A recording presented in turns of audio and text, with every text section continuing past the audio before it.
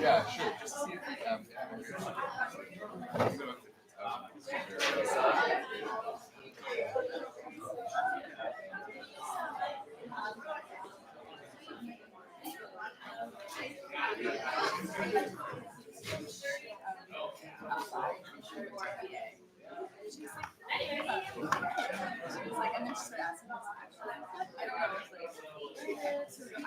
Hi, sorry. I know.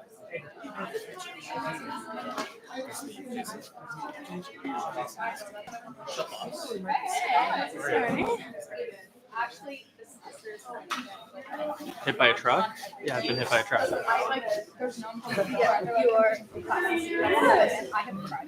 Yeah. Awesome. Good times.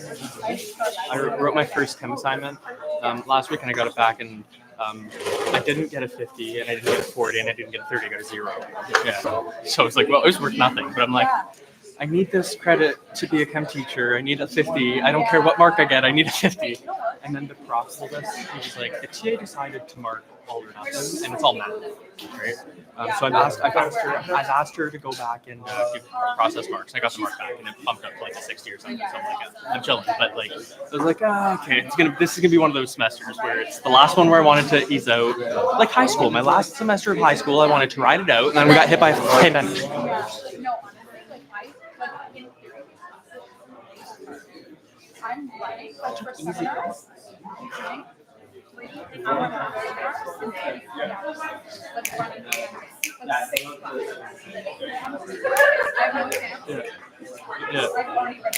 Yeah. Ever.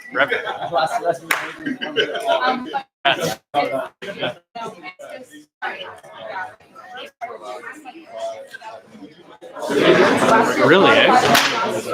Really? That's weird. Yeah. And then you hit by truck. Yeah. Okay, so the next thing I gotta do. But other than that, Yeah, I'm waiting for question period to start, Megan, and we get. How come my student activity fee got declined before it even got here? I'm really nervous about that one group.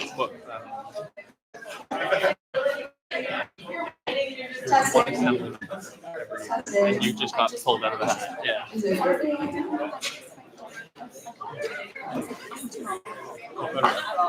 I'm not qualified. Yeah, no, I'm interested to see.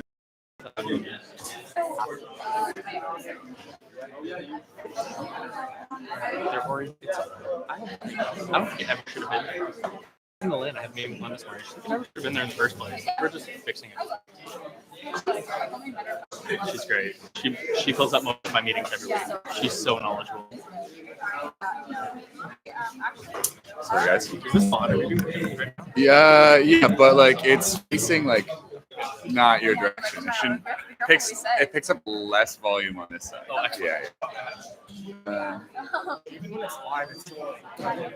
In and out. Okay, but that's not okay. That's fine. That's just a connection. Yeah. That's somebody else's phone number. It's my phone. Yeah, maybe. we can't hire again. All teachers like hiring have to be finished by our fall semester. Can I ask you guys? Can someone put this on there?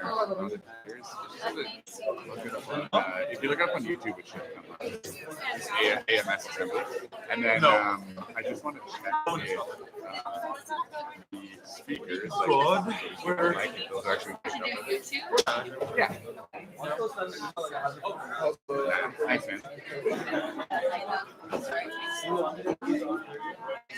I know everybody wasn't sure. I got a TikTok actually on my For You page. Yes, it's working. Alicia? So funny. Actually, can you just keep it open for now, and when we start, never quite sound one second. Okay. Yeah. Okay, we're gonna check it out. Oh yeah, that's awesome. About the apologies. And then I just gotta. That's awesome. I don't know if it's like which way. If it's facing this way, like, am I getting enough of a range where it's? picking up So those. is that thing? So I think if it faces. So see this? See that shape? Yeah. That's how it picks up sound. Like that shape. So it comes out of this. They're both from here, right? So they come out. I think this the direction that it picks up comes out like this and scoops. I think it's kind of scoops. But go like this. Maybe pick it up. I don't know. So we'll have to test it. Do it. Mix it the best. This one's really close. Do you have- Oh yeah, could be this. No, could be this way. Yeah, I could try. Yeah. I don't know. I'm not looking forward to it. No, it looks awful. Well, we're moving in with Grant and what his engineering buddies. We've toured a bunch of places. Been stood up by landlords. Every issue has been ton. But just the whole process of not knowing where you're going to be until you're already in Kingston. Like, I'm going to apply to 2 sports in Kingston. I can go to Hamilton, but I can't go to Hamilton. As well as 2 boards in Kingston, 2 boards in Hamilton. We won't know until right before it starts. Like, I'm already looking at stuff and rehashing my anger towards the Prague office. Make sure. Yeah. Yeah.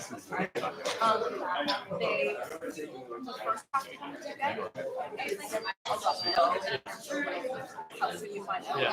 But then you know it's the same place, right?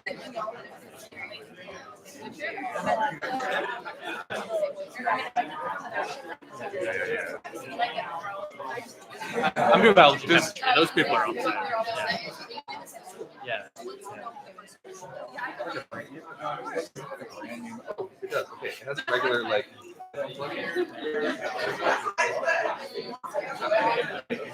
I'm back to my seat. Okay. I want to. Sorry to. I'll see you later. I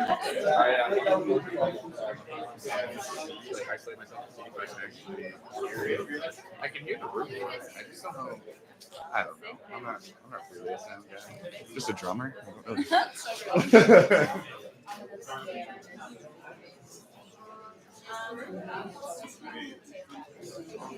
You turn on and people stay on. Oh, step one.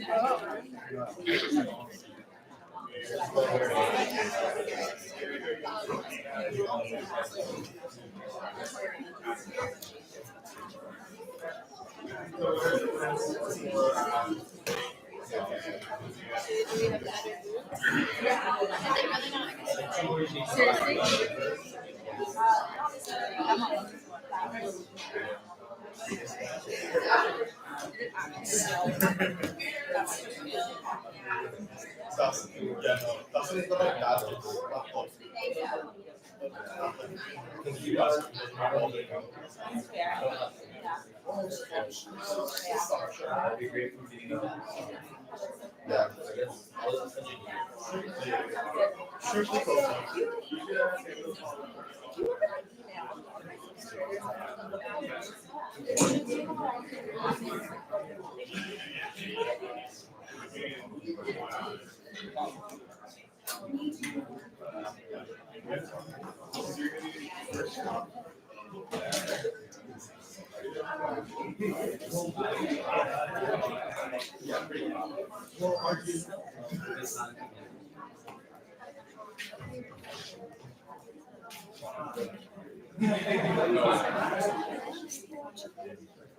Yeah.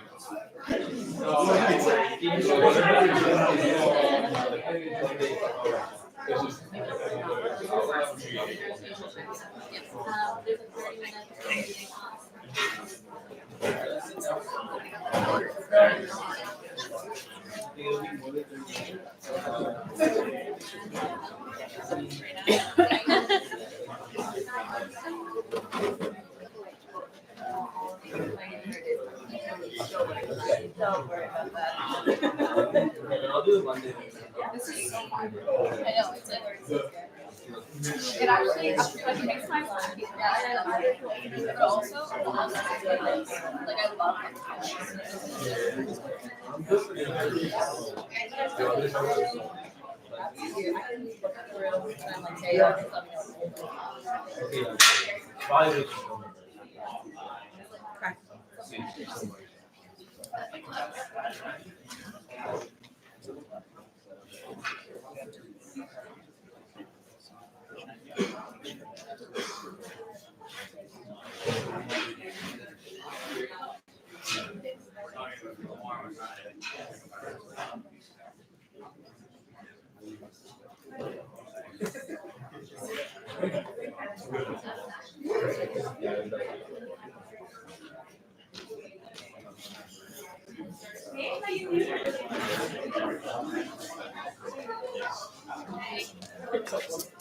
Okay, let me plug into this bad boy and see. No, because none of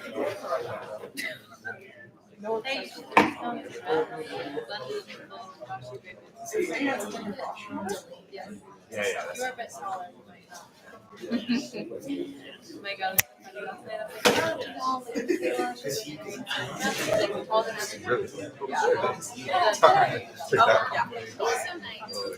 He was like, well, the green inside means nothing to me. And you walk over, like, I would have said that. I was like, you are so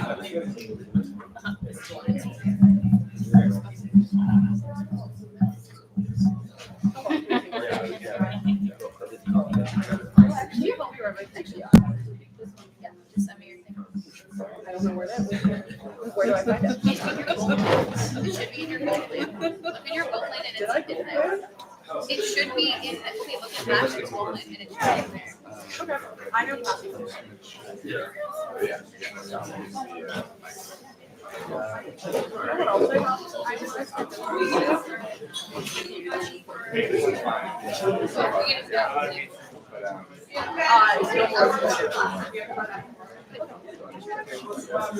Yeah, I think Not that it matters, but I feel like they. no, you can go over and like do whatever you want. No,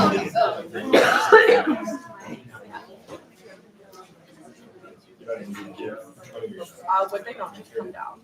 So we can do that. Sorry. So what are you thinking? Initially.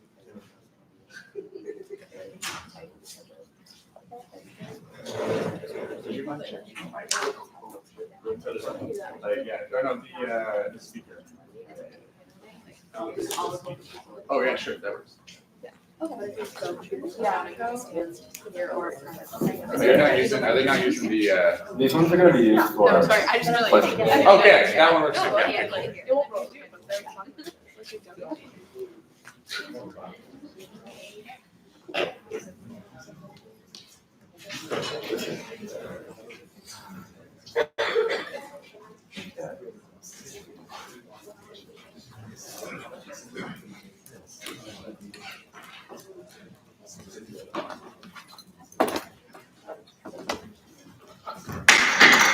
All right. Hello, everyone. Apologies for the late start. We tried to get some logistical things sorted out. So to begin with, as usual, we'll start with our land acknowledgement. Queen's University, and more broadly Kingston, also known as Kabarakwi, is situated on the lands of the Anishinaabe peoples as well as the Haudenosaunee peoples. Here at the AMS, we recognize the long histories of these peoples and the ongoing histories and futures. It's important to recognize that land acknowledgements themselves are, of course, not the whole story, but just the first step in recognition before we take more substantive measures. With that being said, I'd like us all to remember the land that we're on in today's assembly, future assemblies, and our work over here in Queens. All right.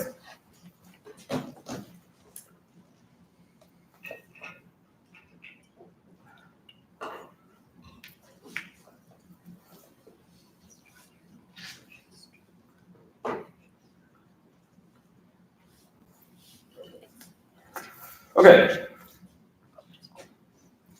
To begin with, I have some business myself. So just a reminder, especially for those of us who are new here, only voting members can raise their hands. Please wait to be called upon by myself in order to speak, and I will address you to do so. Also, before you speak, please say your name and your position, and also address other members by their names and positions. And almost last but not least, raise your hands if you have point of order, information, or personal privilege. A few other items that are not listed on here. I'd like to introduce myself. If you don't know me already, my name is Kai. Kai Seelagan. I'm the AMS Assembly speaker for this semester. Sean is on exchange, so I'll be taking over duties for the rest of the semester. You can expect everything to stay more or less the same, besides the person you're looking at, I suppose.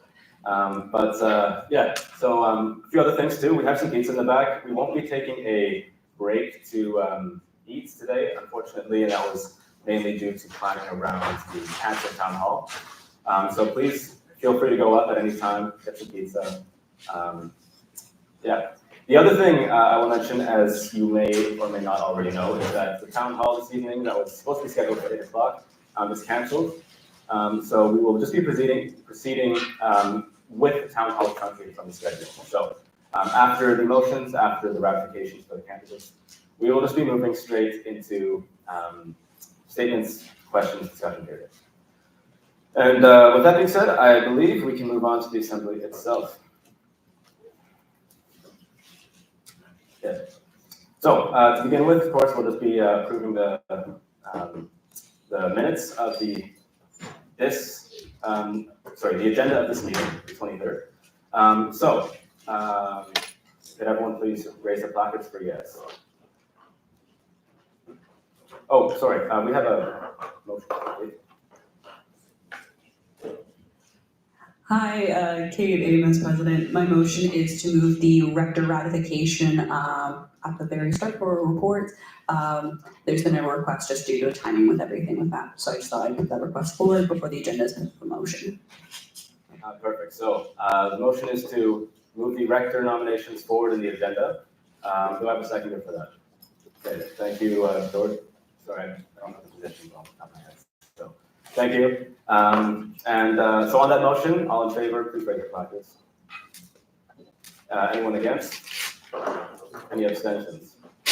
Perfect. So that motion passes, meaning we will be taking the ratifications after this next motion. Okay, second motion, approval of the agenda minutes for, approval of the minutes for the meeting of November 21st, 2023.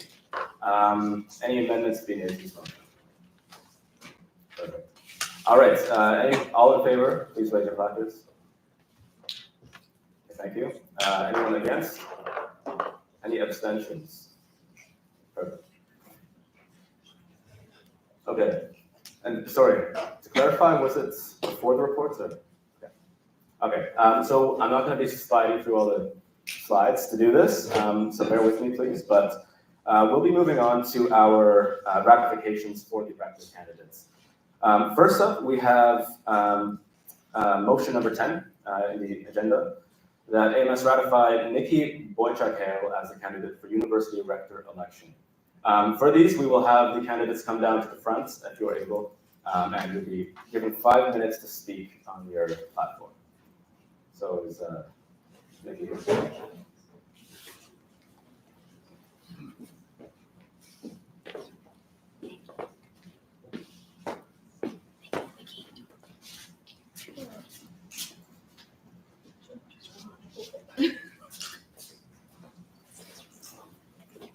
Hello?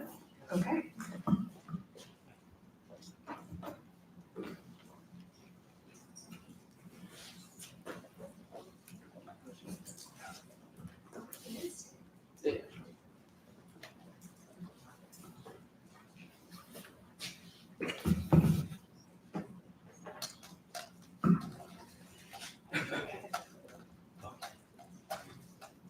Okay, hi everyone.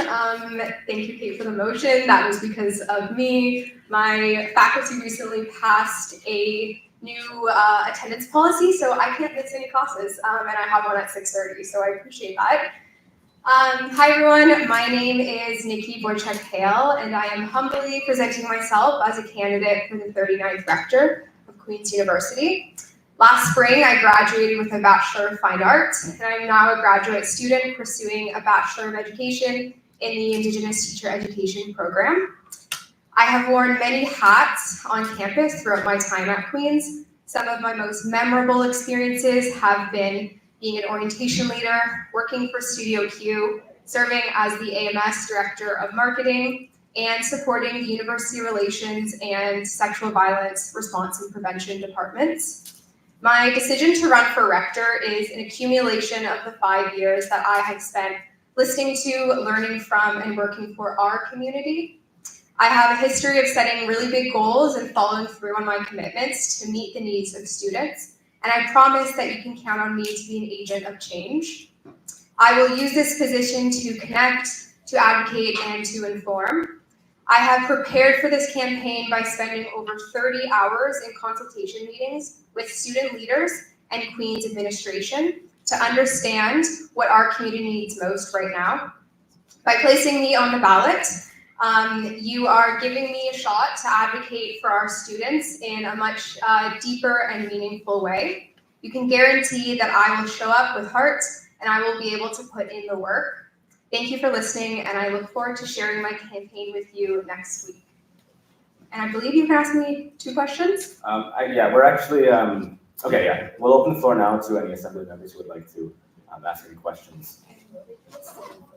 Yeah, and also another note, any questions asked to Nikki will have to be asked as well to the other candidate in attendance today. Yes, Rector Crawford. I'll deviate from running a mic.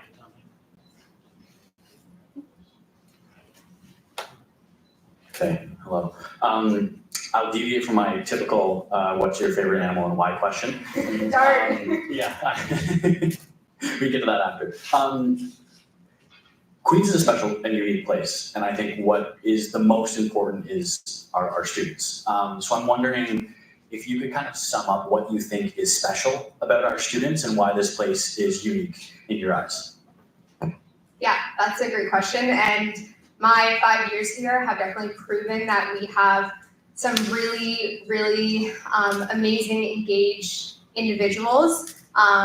Just all of you here showing up to support your own student fees are evidence of that.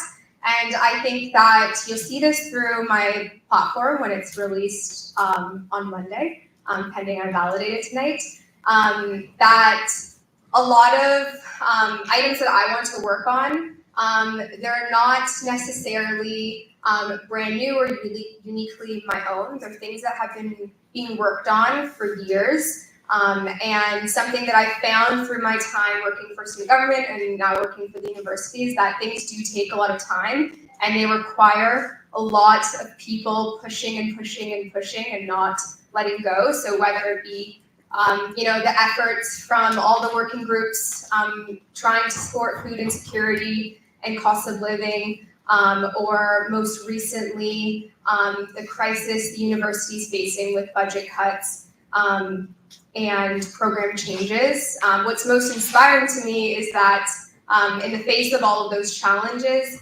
students are choosing to show up every day to their classes and then keep pushing through the evening hours to try to push for change. And a lot of that change is things that they will never see realized in their time at Queen's, but they're doing it anyway because that's what they believe in, and that's what I also believe in. Thank you. Any other questions?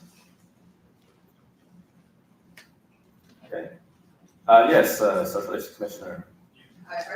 Behind you.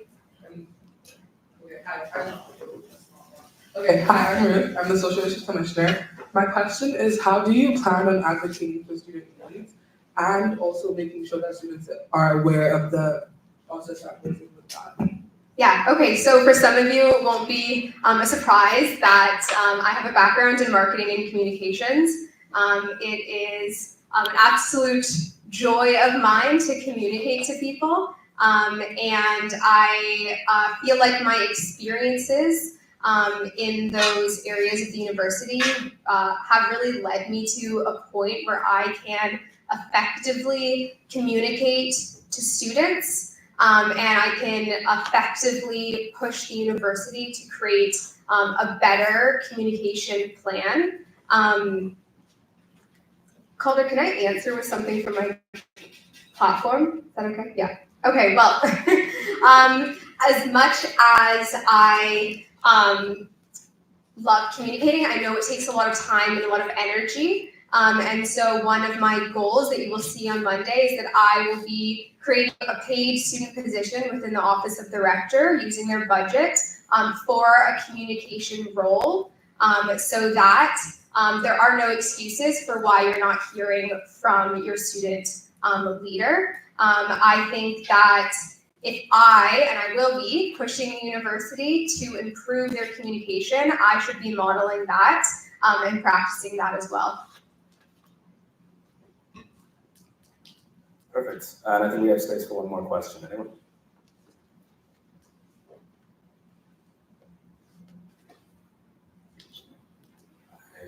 that's no. We'll keep the microphone there just because I'll have you reiterate your questions to our second candidate as well. So at this time, just a quick question: does she have to leave the room for? Okay. So at this time, I'll ask you to leave the room, please.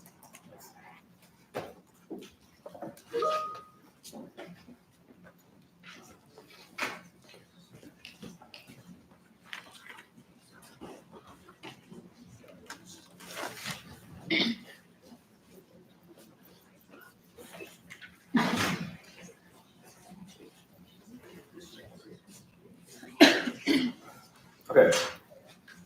Well, we will ask the question now.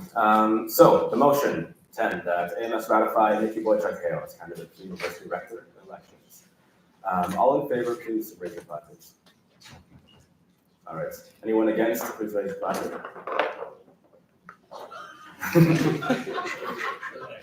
And any abstentions? Perfect. The motion passes. Can someone please ask her to return to the room?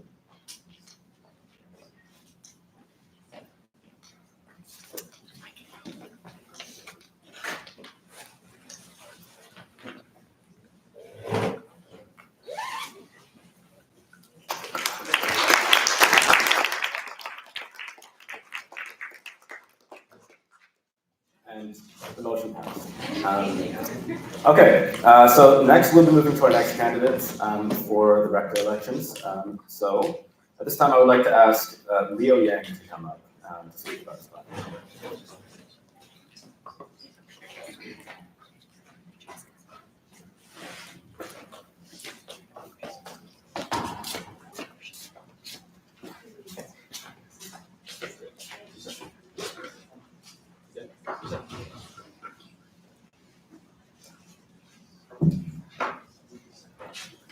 So, hi everyone, my name is Leo Yan. I'm currently a third-year student of PPE, Politics, Philosophy, Economics, and plus Art History minor. So, my platform this year will be unique, or in some way unconventional. So, I'm not going to focus too much on listing the problem itself, but instead making this into an educational campaign. By that, what I mean is through my past experience working for 24 different positions in some honors, to serve as the Senate Student Caucus Vice Chair for the past 2 years, and then also as the principal intern, and then many different club involvement, including in culture, and then conventional, different conferences and different aspects. And then, so what I really want to focus on this campaign in particular is educational. What do I mean by educational? First, when you ask the students on the street about like, what is AMS, what is university, and then what is Queens as a community stand for, people likely will say they don't really know what's the AMS doing. So what I really want to focus on is to educate the students or telling the students of where are each university body responsible on different role, especially when it comes to the financial deficit, and then also when it comes to making the university policy change. So by that, I'm also gonna focus on educating the rector role in this campaign in the ways when you ask the people on what rector is for and what rector do, it's people just not being unclear of what it actually implies. So first, I would describe rector as a symbol that unites us all. Rector is not only a student, but it represents all students. It's a symbol on the highest university administration, which is the chancellor, the principal, and the rector. The chancellor represents, in some way, the government with the monarch. And then the principal represents the whole university administration. And the rector represents the student itself. And the second point is I'm going to be a diplomat. Diplomat in the way of when it comes to the time of conflicts, or when it comes to the time of when a student needs you, you need to be able to communicate with different and then gather different student perspective, and then try to not to really solve the issue, but try to bring them and find a solution. And then the second part, the next part for rector will be to be a consultant or to be advisor So that requires you to know what's going on at the entire university, which in some time when the student reach out to you, you need to be able to direct them to the professional or the appropriate departments. Queens, I've been on the student government for the past 3 years. I always strongly believe we are kind of in some sense, we're in a bubble. In a way, we only talk with the student leader besides us. We try to understand the need of the student from the people besides us. But oftentimes, when I realized for the past few weeks, when I was talking to students on the street, or when talking to my friends at home, I find oftentimes people don't really care about the problem that we think it's the one that they should care. In a sense, for example, financial deficit, even the mental health, or different stuff, or So in a sense, what I wanted to really focus on for this campaign, first is educational. The second is another part for the director is the idea of passion project. Different directors have bring different passion projects, for example, mental health or EDI stuff. For my campaign, I want to focus on my passion project is to help the students to do their passion project.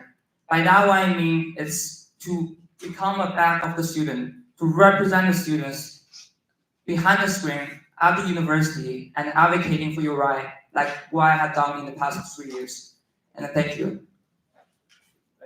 You can keep that.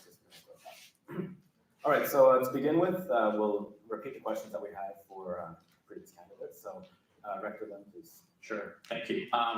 You spoke about students. Students are an important part because you represent all of them.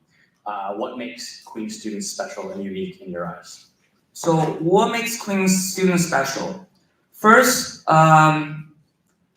something have often popped out in the news is about the university ranking. But I don't believe Queen's students are coming here for the ranking. In a way, Queen's is known, for example, for myself. I came to Queen's not really for the class or the program per se, but I came to the Queen's for the sense of community. This community that we, in some sense, have been lost, probably due to COVID, but probably due to other reasons. So what I wanted to do, focus on this campaign, is to bring that community back. And that community is not only the student community of the current student, but bring back the local community, or bring back the alumni community, and bring back the community that we used to be proud of. And then, in another way, what I believe for Queen's is to the idea of passion project. The people came to Queen's have different needs, different reasons. There's people come here for the academic reason. The people here for the extracurriculars, the thing beyond the classroom. So what I really want to emphasize here is to give the student who have an idea, an opportunity to strive in this community. By that, what I means, I'm planning, if I'm the director, I will mention something about my platform. Yeah. So what I wanted to do is I want to create a kind of a student fund that helping that kind of push to connect with some of the current fund, which like for the principal have the student initiative fund, to really helping the student who can't get to the club, or to the students who can't, who due to many different barriers, financial barrier, to have an opportunity to strive and to feel the support. And then that is why I believe as why it makes the Queen's students special. It's the idea. Perfect. Thank you. And then we'll move on to the question by Commissioner Assembly. Hi. Okay, so my question was, how do you plan on advocating for student needs, and while advocating for them, how do you plan on openly communicating with them? So for this one, I have already been active speaking for students in the past 2 years on the Senate. So something, for example, last year, there's many things going on, the fan art program or the other different stuff. And one thing has popped off, for example, the AI policy. And the university, I can't share too much for this, but university have brought this AI policy stuff up. And then with that, I kind of, after we have consulted with the different stakeholder and department, I have proposed in the sense, instead of having a centralized restriction to the AI, academic violation, we should have like a different level of violation for academic integrity. So by what I mean is, for example, if you're using an AI to consult for essay guideline, or if you use AI to generate an essay, entire essay, that will be different in the sense, it's different in the nature. And then what it helped is also with the consultation with the academic procedure committee at the Senate, we have kind of came out with the idea of having giving the professor the final say of what define as the AI academic violation. And then besides from that, I also play a very active role I won't say fighting, but trying to make the university more accountable on the financial deficit. For example, I have a 15-minute debate with the provost on the Senate, on the last Senate on December, asking about university ranking, especially when it comes to effects to the international student. By that, I didn't really just criticize the university of having, of whether to emphasize on the student on the ranking or not. What I try to emphasize, the solution that we had right now, it's not sustainable in the ways if university wanna try to seek for more international student, but in the sense, the international student, quote unquote, the provost ones that like only Chinese people care about university ranking. In the sense, it's like when the international student, they care about university ranking, not in the sense that they, for example, use Chinese as an example. The reason why people care about university ranking is when you apply a job, if you, let's say, in different place, they will look at like the ranking of the university, and then they will give you kind of a rank or level of the staff. And then, so that I think it will be the focus on my role as a rector, which is to advocating for the student, not just on the Senate, which I don't have a seat, but like more on the board of trustee on a financial issue. Thanks. Thank you. I think that's probably the time we have for questions at this time. So I will ask Leo if you'd like to leave the room. Also, while we have this brief period of time, I want to remind everyone there is still pizza in the back. So for anyone who's in here, since the start of the meeting, please feel free to pizza. But for those of you in assembly, we'd like to vote on this motion as well. So. Wait, What was that? maybe you should ask the question. Yeah, sorry, I didn't clarify what I meant by that.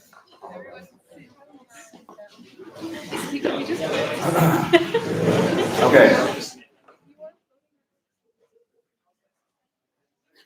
For those of you who are assembly members, if you could grab your pizza as quickly as possible and return to your seat.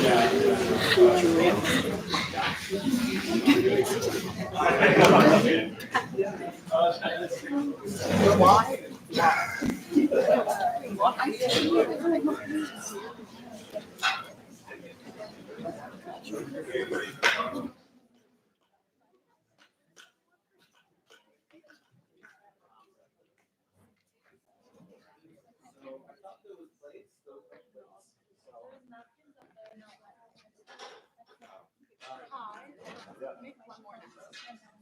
Okay, we'll be voting in 30 seconds, so anyone who's going to be voting on this motion, please return to your seats before that time is up.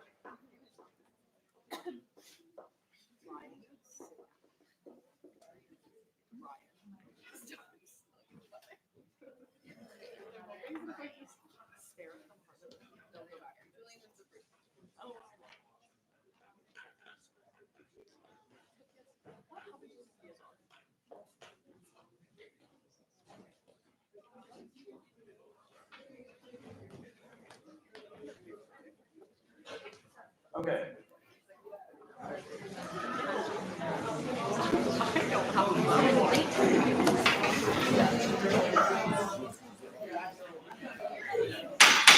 I will be calling the question right now. So, for those of you who are voting members of assembly, the motion is as follows. That AMS Assembly ratified Liu Yang as a candidate for university rector elections. Everyone in favor, please raise your flags. Okay. Anyone against, please raise. And any abstentions? Thank you, and that motion is passed. Someone please retrieve Leo from outside.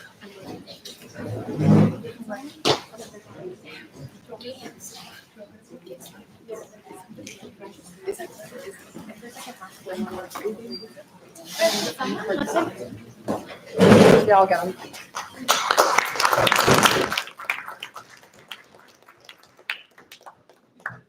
All right, and with that being said, that wraps up the nominations for rector candidates. So we'll be moving on to the regular agenda as scheduled.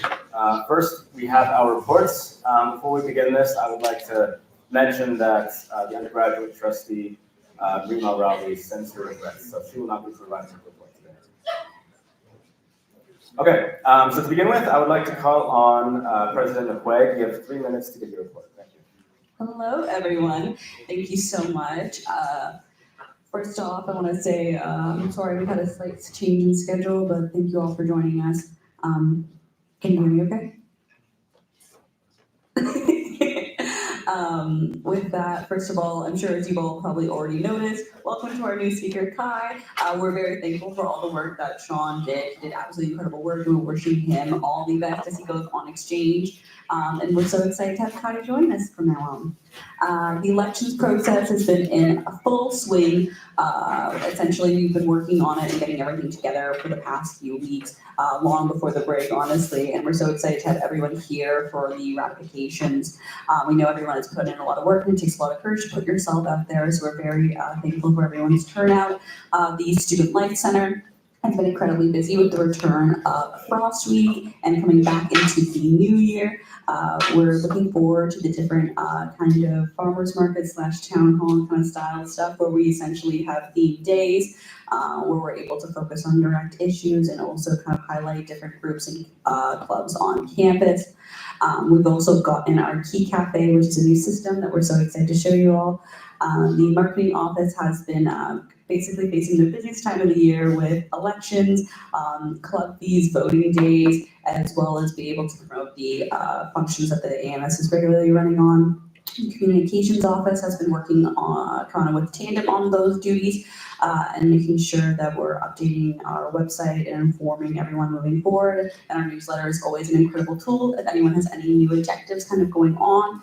The secretariat has also been going through the busiest time of the year with elections going onwards and managing the club fee process, the executive election, and the rector election.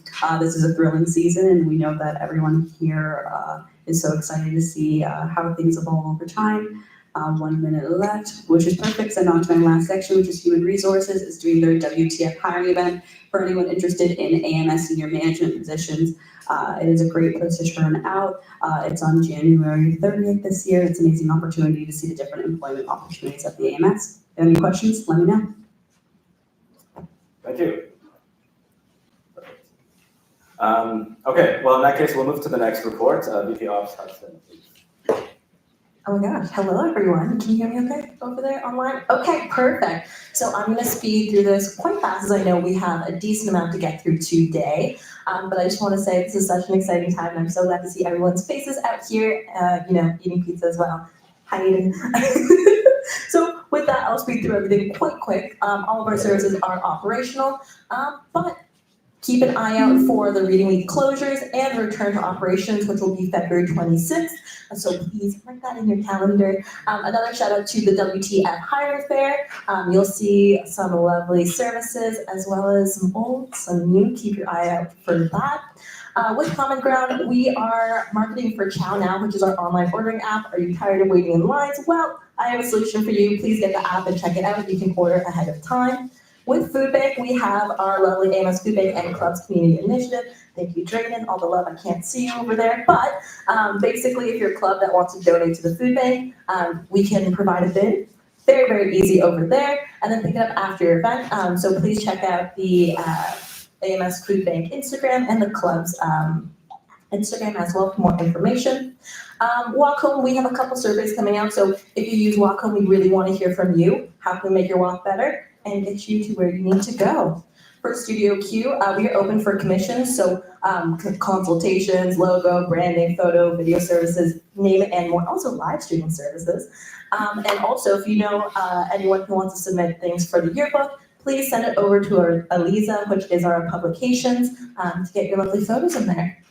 StuCons, a quick little update here is that to email Caroline at Q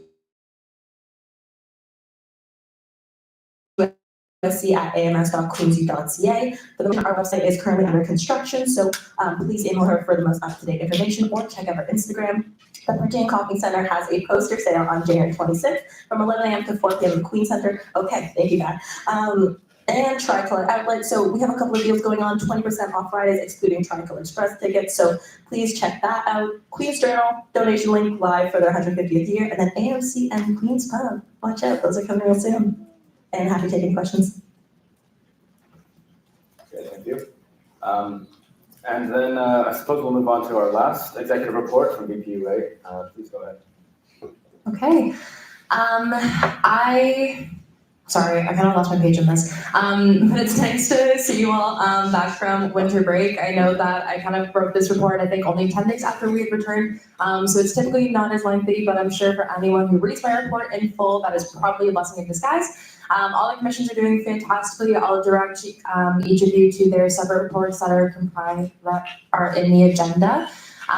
But for this January, I was really fortunate. I was able to come back early to Queen's campus, and I was able to help welcome the incoming Bader college students alongside Kate and Michelle, and then do a couple talks with the incoming arts and science exchange cohort. So it's fantastic to be able to acquaint them with not only the AMS, but the clubs, the faculty societies, and the various ways in which you can get involved with community at Queen's. A lot of my January was pretty much spent on finalizing the orientation invoicing. So if you're from a faculty society, please expect an email from our county department very soon. Because Commissioner Rowan and I, we essentially reconciled everything down to the cents. We're very excited to be able to provide everyone very detailed breakdowns about how everything was kind of expensed to every single faculty. And think that there is a lot of really great planning that is going on for Orientation 2024 to kind of mitigate some of the challenges that we saw going into this process. Other than that, USA's Spring General Assembly is on the horizon, so we have 3 policy papers that are going to be up for review. They are on gender-based and sexual violence, religious and racial discrimination, as well as international students. And I'm sure if everyone's seen the news about the federal cap on international student visas, it's going to be quite a good time to be looking at these and being able to advocate to the provincial government. We have UCRU, so the federal lobby group, that Lobby Week is coming up, so you'll hear updates from me as well as Julian at some point in February. Other than that, the one big thing I wanted to mention was that we have a new grant that's coming out of the commissions this month, which is currently live on the website. It's our AGC Academic Bursary, which is meant to subsidize in part or in full course-related expenses that are not tuition-based, so things like textbooks, mandatory field trips. We just want to be able to increase financial accessibility in this kind of sector because it was something that we felt was kind of lacking previously. And then I think I'm good there. The rest of it's contained within my report. Happy to take any questions. Okay, thank you. With that, I believe we will move on to the report from the Chair of the Board of Directors.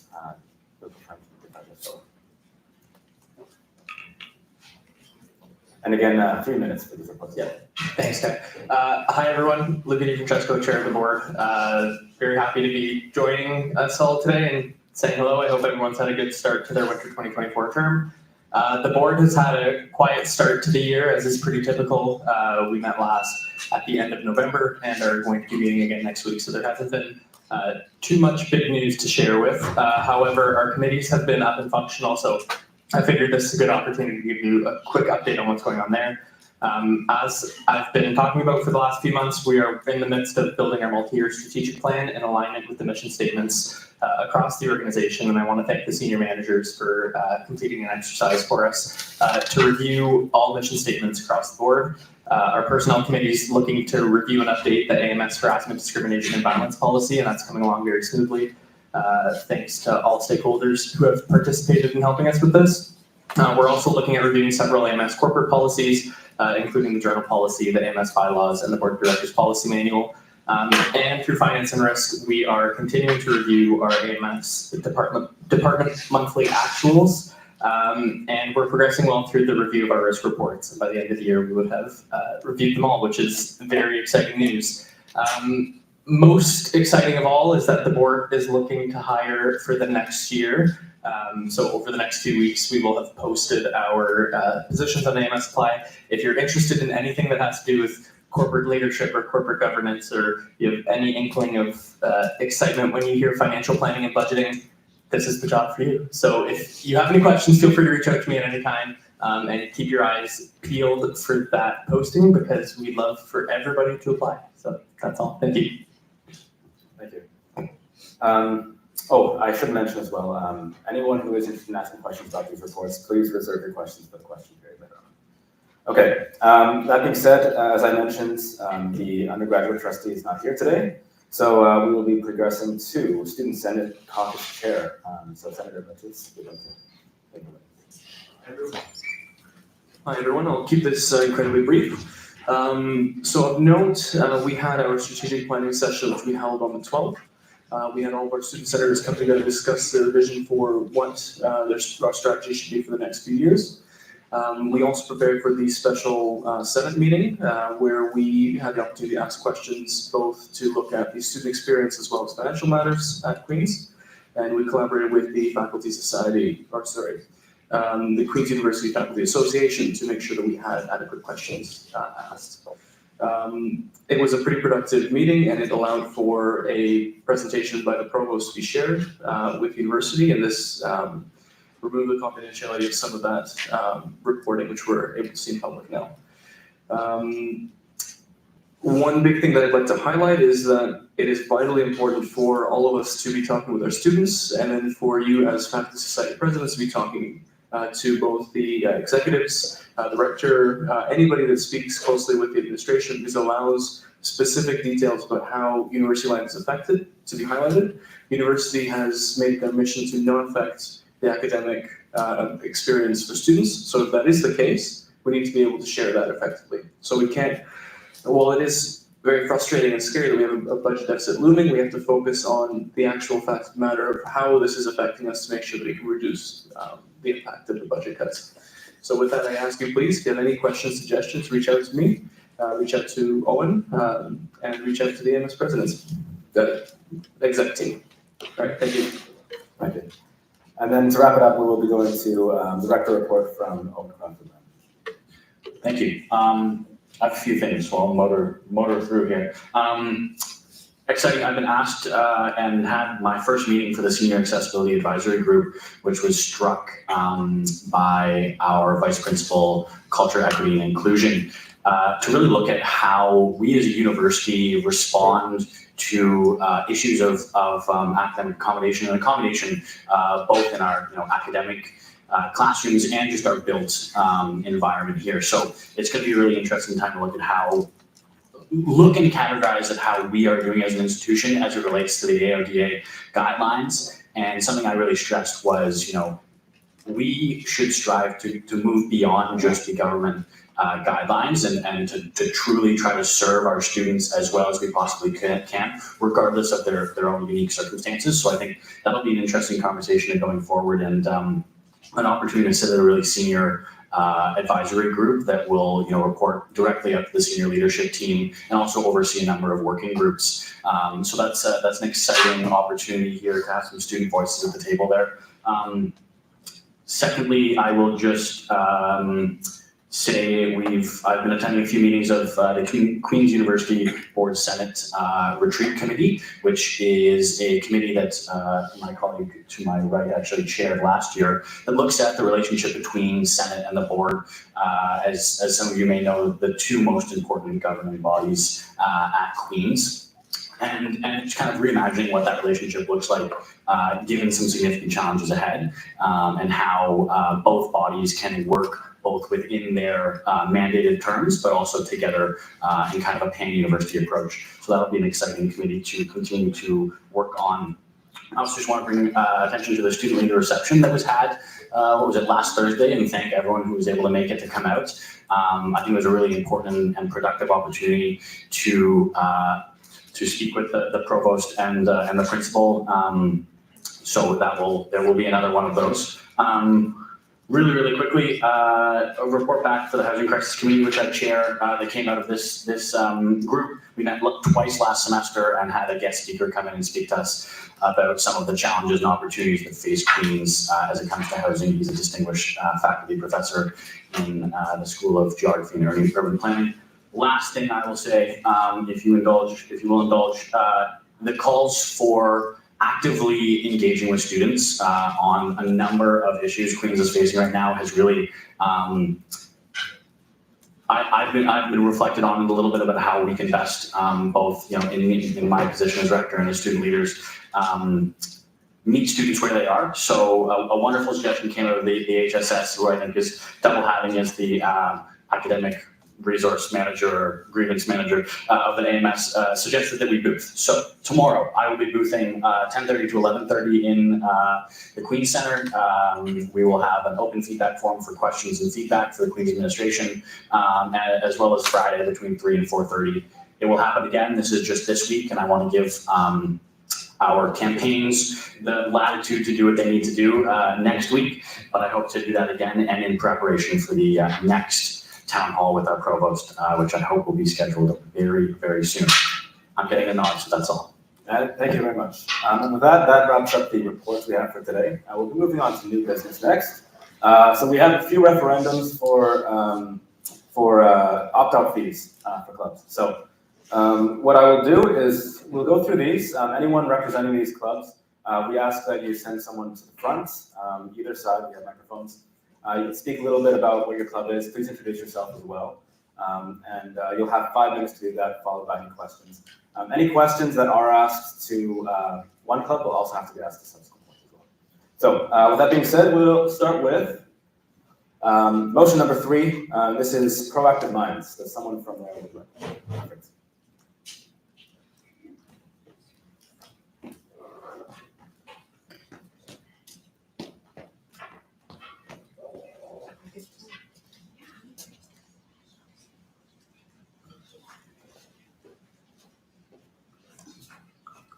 Hi everyone, my name is Kaylee Pratt and I'm here on behalf of Proactive Minds. I'm the co-chair and co-founder of this club. So to explain to you what Proactive Minds is, I want to start off by explaining kind of why I founded it and what it means to me. So Proactive Minds is a student-led organization that delivers mental health workshops to students aged 11 to 14 throughout Kingston. So this is known in psychology as a social reorientation period. I'm sure you can think back to when you were a 13-year-old and it was probably pretty rough. At this time, you're undergoing biological and psychological changes, as well as social changes as you shift from the most important people in your life, being your family, to being more so peers and colleagues. So this makes it a very vulnerable age for developing both mental illness and poor mental health conditions. So I personally felt the effects of this. When I was 11 years old, I was diagnosed with generalized anxiety disorder and panic disorder. And this was something that I didn't know anything about and no one around me knew anything about.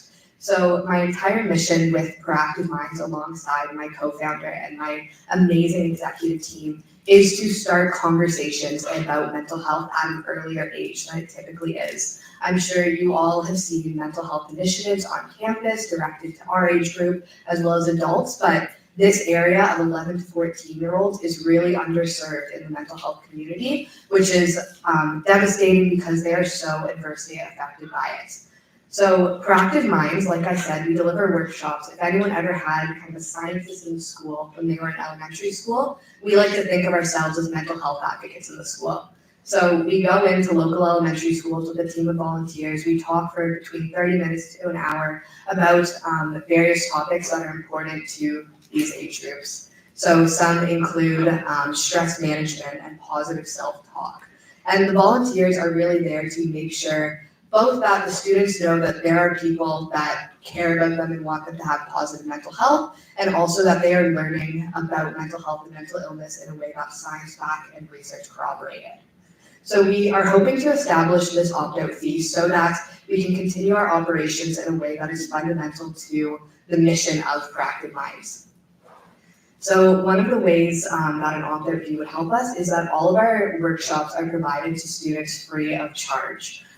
We believe that every student, whether they are at a private school or whether they come from a low socioeconomic background, should have access to mental health education. So because of that, we don't charge a fee for any of our workshops and we provide all of the materials for them. Teachers are also chronically underpaid and given not enough resources to fund classroom initiatives. So this isn't something that we ever want to put on the teachers. We like to come in and provide our workshops exactly as they're meant to be, free of charge, regardless of the school or the classroom that it's at. Another really big thing that we want to implement is making things more financially accessible, not only for the students that we're serving, but the volunteers that help make it all possible. To go into a school, you need a vulnerable sector check from the police, which costs about $50. There are also fees naturally getting to the schools. So this is something that we would love to subsidize for volunteers, as we believe that it should be something that they are also not prevented from doing on the basis of finances. We have some other initiatives that we would love to use this fee for, not only going into schools, but also hosting educational workshops with parents and parent symposiums, so that parents who are maybe interested but don't have the ability to have a workshop at their school can also learn about the unique challenges of adolescent mental health. So thank you so much for listening to me talk about this. It's always an honor to get to converse about mental health, and specifically about adolescent mental health, which is a topic I'm very passionate about. Thank you for listening, and I hope that you vote to pass this so that we can keep providing the programming that I'm so proud of. Thank you. And so now at this time, I'll actually ask you to stay up. Sorry. So if anyone does have any questions for this club and also for any subsequent clubs, I invite you to ask them now. We'll take Matt's and move to.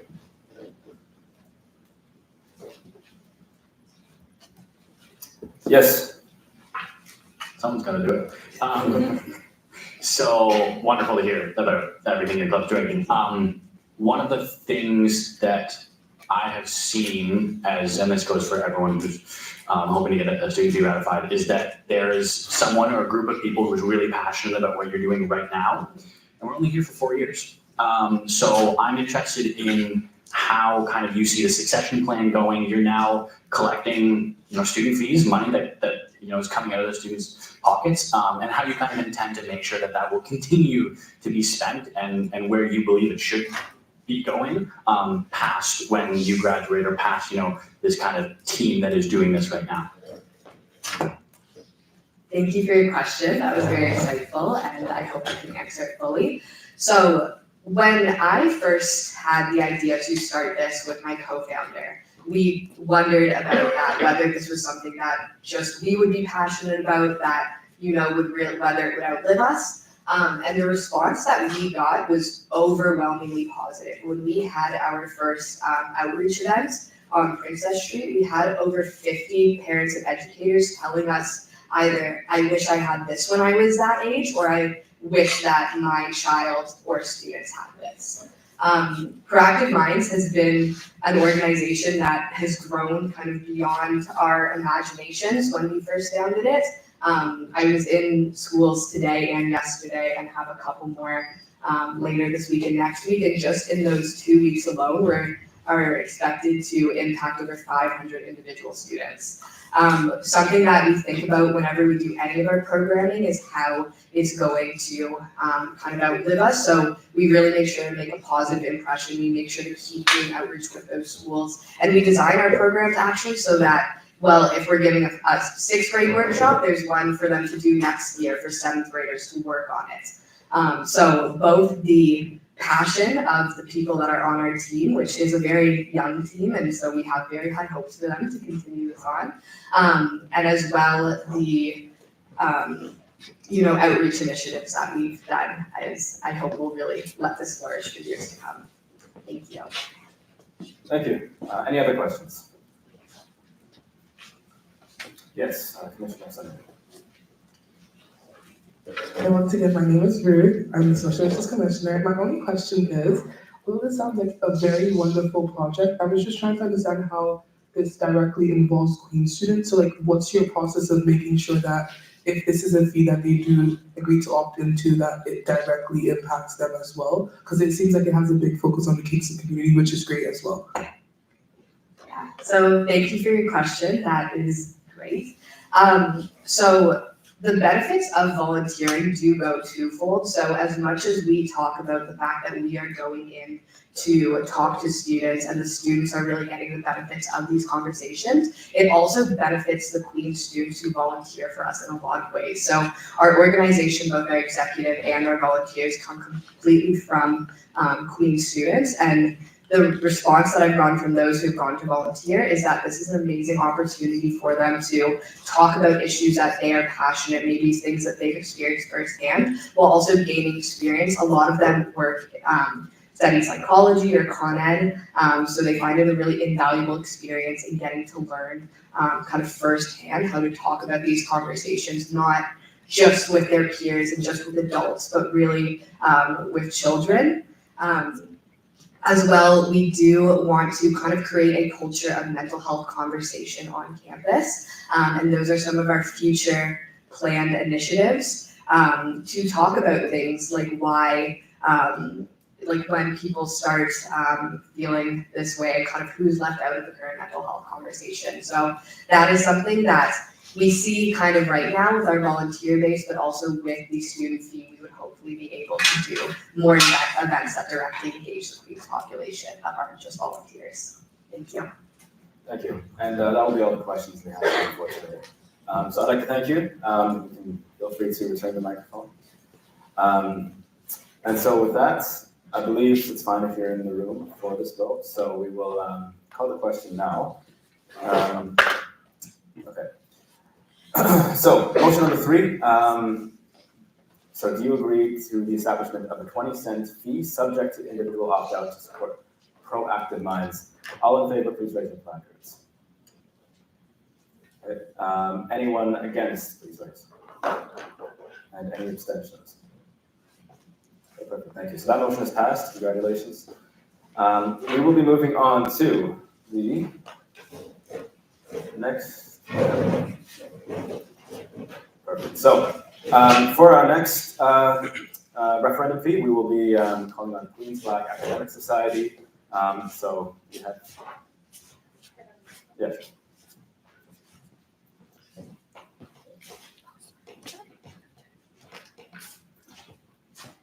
Hi everybody, thanks for being here. Typically I'm here as ASIS president, but here today I'm here on behalf of QMAS, it's Queen's Flag Academic Society. I am co-chair and have been for now my 2nd year. I'm joined by my other lovely co-chair there, So Queen's Flag Academic Society was established in 2011, so we've been running for quite a while and quite consistently.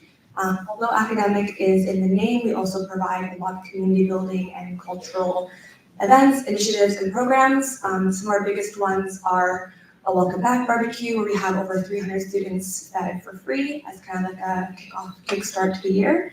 We also have our annual conference where we have around 50 students immersed in a 1 or 2 day, full day conference, typically somewhere on campus with various professionals from within the Kingston community and outside, speaking on a variety of different topics. Throughout the year, we also have consistent programming. So we have something called Real Talks where we discuss different topics within the Black community that folks want to have conversations about. Historically, we've gotten our funding from various grants, bursaries, etc., and we do charge as low as we can admission to our events, but the establishment of this fee would allow us to have free admission for all students. Because this is a cultural club, and allies are obviously more than welcome to most of our events, we're trying to make it as accessible as possible, and that's why we want to establish a fee. Thank you. And so I would like to invite our 2 questionnaires again to repeat your questions for QMAS. Perhaps a little bit less relevant because you guys have been around for a little bit longer, but just in terms of when you're not around or the current team who's really driving this forward, how do you see kind of this 50-cent fee being used in the future? Yeah, so over the course of this year, I've been talking to my co-chair about this, and one of the big things we've been doing is we've been writing a constitution for our club, somewhat modeling it off of AXA, that's the African Student Association, but seeing that document can really help clubs with their longevity and something to turn back to in case, co-chairs in the past from the past aren't reachable and things kind of get mixed up in the email inbox.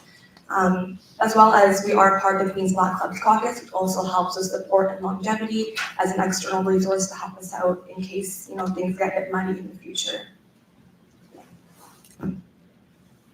Perfect. And then the question from Commissioner Assembly, please. Hi. Okay. I can't remember what did I ask? I said, how is this relevant to Queen students? So with there being a pretty large population of Black students on campus and that number growing year by year, at least from my observations, this club is really vital. There are very many different Black clubs on campus, but every year I consistently see a really big attraction for students to QBAS. We have very many applicants, so many that we often end up turning people down. And honestly, it not only provides an opportunity for the students who are part of the club to grow their organizational skills, marketing, communication skills, and seek community, but for people who come as participants to meet one another, find friends, and also network with Black faculty as we often do events with them as well. Thank you. And so that's all the questions we have. And I will wait for President Walters to return to his seat for calling the question.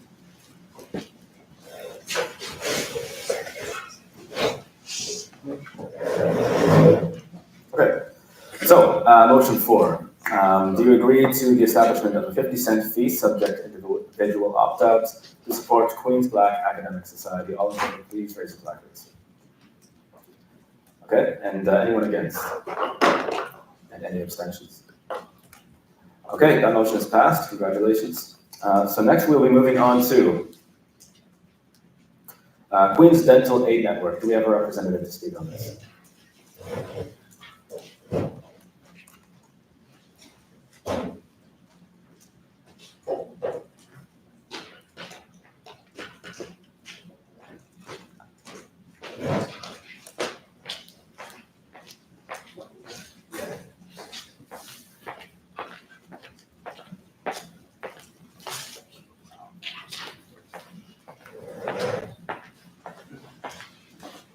Awesome. Hi, tell me if I'm speaking too loud. My apologies if I am. But my name is Connor Hamlin. I am the co-founder and director of outreach for Queen's Dental Aid Network. And I'm going to start this off by saying I don't know why I do this to myself, but every time I write a speech, I tend to ditch it right before I start. So good luck to myself. I'm going to start this off with a little anecdote. So I've spent a few years working for a charity here in town that focuses a lot on food insecurity and the homelessness population here in Kingston. I spent multiple summers building the overnight shelters here in town, delivering food to those in need, picking them up, and I run into many individuals experiencing many different walks of life. I met this man. He applied to work in our intern program. We like to relocate, hire homeless individuals across the KFL region. This man spent years of his life without a house, without proper food, without proper hygiene, and we ended up taking him to the dentist. This man required about $8,000 worth of surgery. And the charity that I spent multiple years working for has been around for about 8.5 years now, I want to say. And with all their connections, all their contacts, they were only able to reduce that cost by about 70%. Now, I know as Queen students here, we are slowly seeing the rise in costs of products, of tuition, groceries, everything like that, and that goes all around. A lot of us might start looking at things that we want to spend money on, other things that we don't, things that we might have to put in the back pocket. And for the people that I've talked to across Queens, those without homes here in Kingston, oral health is something that they just decide to think less of. They focus more on where are they getting food tonight, where are they sleeping tonight. Now I know as Queen students who pay a lot for tuition every year, that might not be all of our thoughts here, but I can assure you there are people that consider that. Now our goal with QDAN is to make oral care more accessible, education in finding proper insurance, care, and everything that's surrounding that. There's a whole lot that we can do, a whole lot that we want to do. We've been around for just over a year now, and we've been looking at repurposing about $4,500 or so worth of oral hygiene products, and that number is only going up. I don't know how much I can speak on our projects, but we're very much hoping to host fundraisers, which unfortunately are not free. This will be collecting local politicians, corporate heads, community leaders, university staff to address oral disparities in the town, health inequities, food insecurities, and housing crisis. Pooling the money here together from Queen's students, near 75 cents each, just to be able to start these initiatives can connect us with so many more people, raise so many more funds that we can do, that we can collect to do more great things across the Kingston region, Queens campus for those in need here. Okay, and as last time, I'd like to ask Rector Coffee Lem to pose the question. Thank you. Very commendable work that you're doing out in our community. Question. You guys are about a year old. Lots of room to grow, it seems, but talk to me about the future and how you'll make sure that the passion I'm seeing in you is, around in 5 years. Yeah, so I remember a couple years ago when I started working for the local charity, Lionhearts, if anyone knows the name. I think the homeless population here in Kingston was about 240 something. And my guess today from a few months ago, if someone knows the more correct number, please correct me, that population is about 350 odd. And the amount of students that I hear addressing financial issues, that number keeps rising as well. So the amount of people that we've reached out, the amount of applicants that we've seen, the amount of people that really want to help the community is consistently around. Partnering with organizations around town, those who have backed us and supported us, continue to help us with our procedures, with all of our day-to-day work. I can see that we're around for a lot longer, and the issue is not going away, so neither will I.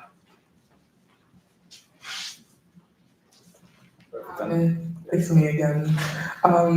My question is, how does this benefit Queen's students? Yeah, so when this idea came to me initially, it wasn't necessarily about Queen's students, it was just about the homeless population. But then after we started talking to people 2 years ago, we realized that donating to the AMS food bank is a huge thing. All food banks in town constantly see new students coming in, international students, and the amount of requests that I've had for hygiene products. We recently donated to Almost Home, which is actually very close to campus here, and it's a little bit different of an organization, but they're consistently asking for deodorants and mouthwash and floss. So for Queen's students here, we have a lot of hopes in donating products to Queen's students in need. 75 cents per student per semester, and getting them access to proper care. I think that could be a great opportunity there to help students assist in their bills. Thank you, and that's all the questions for now. Okay, so with that, I would like to ask the question now. So motion 5, do you agree to the establishment of 75-cent fee, subject to individual opt-out to support Queen's Dental Aid Network? So all in favor, please raise your pockets. And any against? Any abstentions? That motion passes. Congratulations. And so next up, we'll be moving on to the Social Issues Commission Menstrual Equity Project.